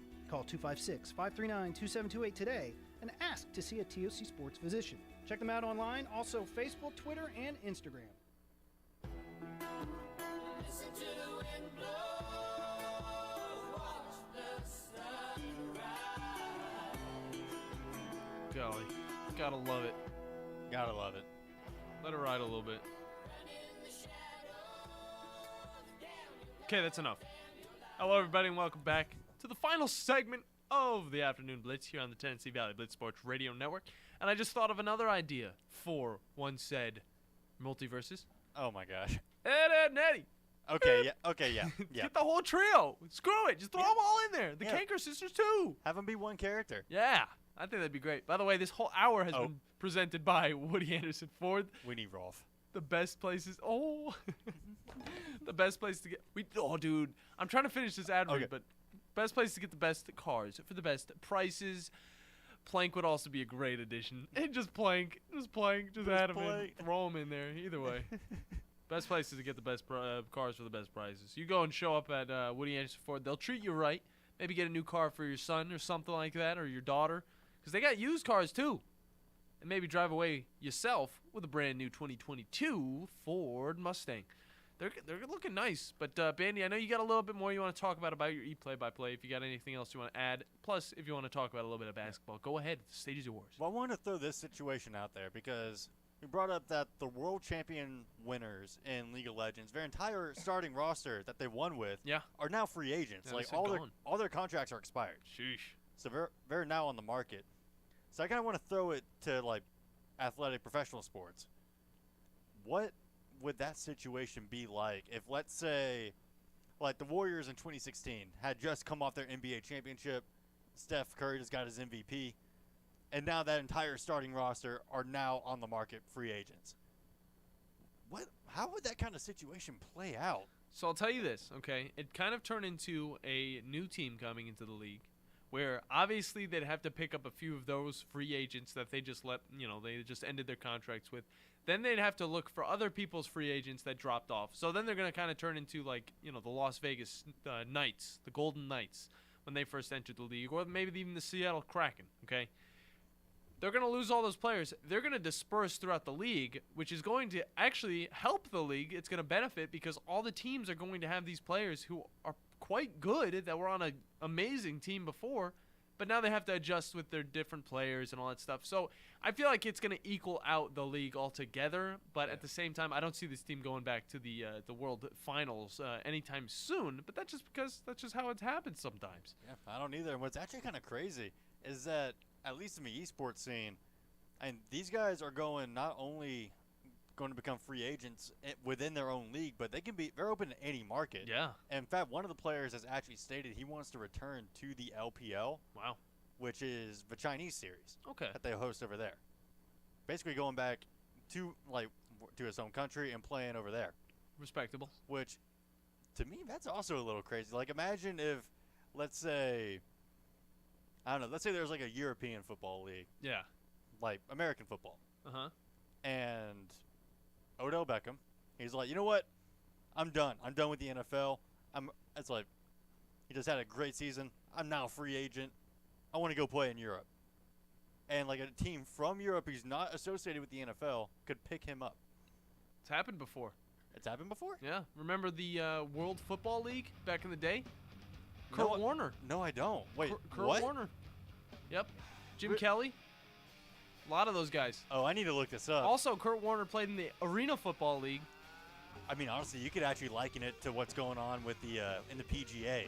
Yeah, exactly. Or, I mean, even with the NFL, with the XFL, with the USFL, all of that type of stuff. I mean, there's a lot more competition, but since the NFL has kind of held that, high ranking for so long, it's unlikely for a lot of reasons. But if your seasons and career is just over, I mean, obviously you want to hop into the Canadian Football League. We've seen that plenty of times too. Yeah.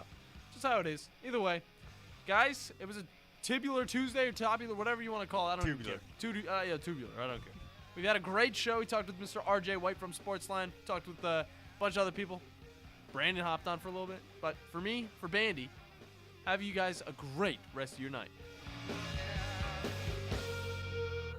This is Wes Neighbors with Philip with Eagle Insulation, and we have an announcement to make. Yes, Wes, we are now Eagle Mason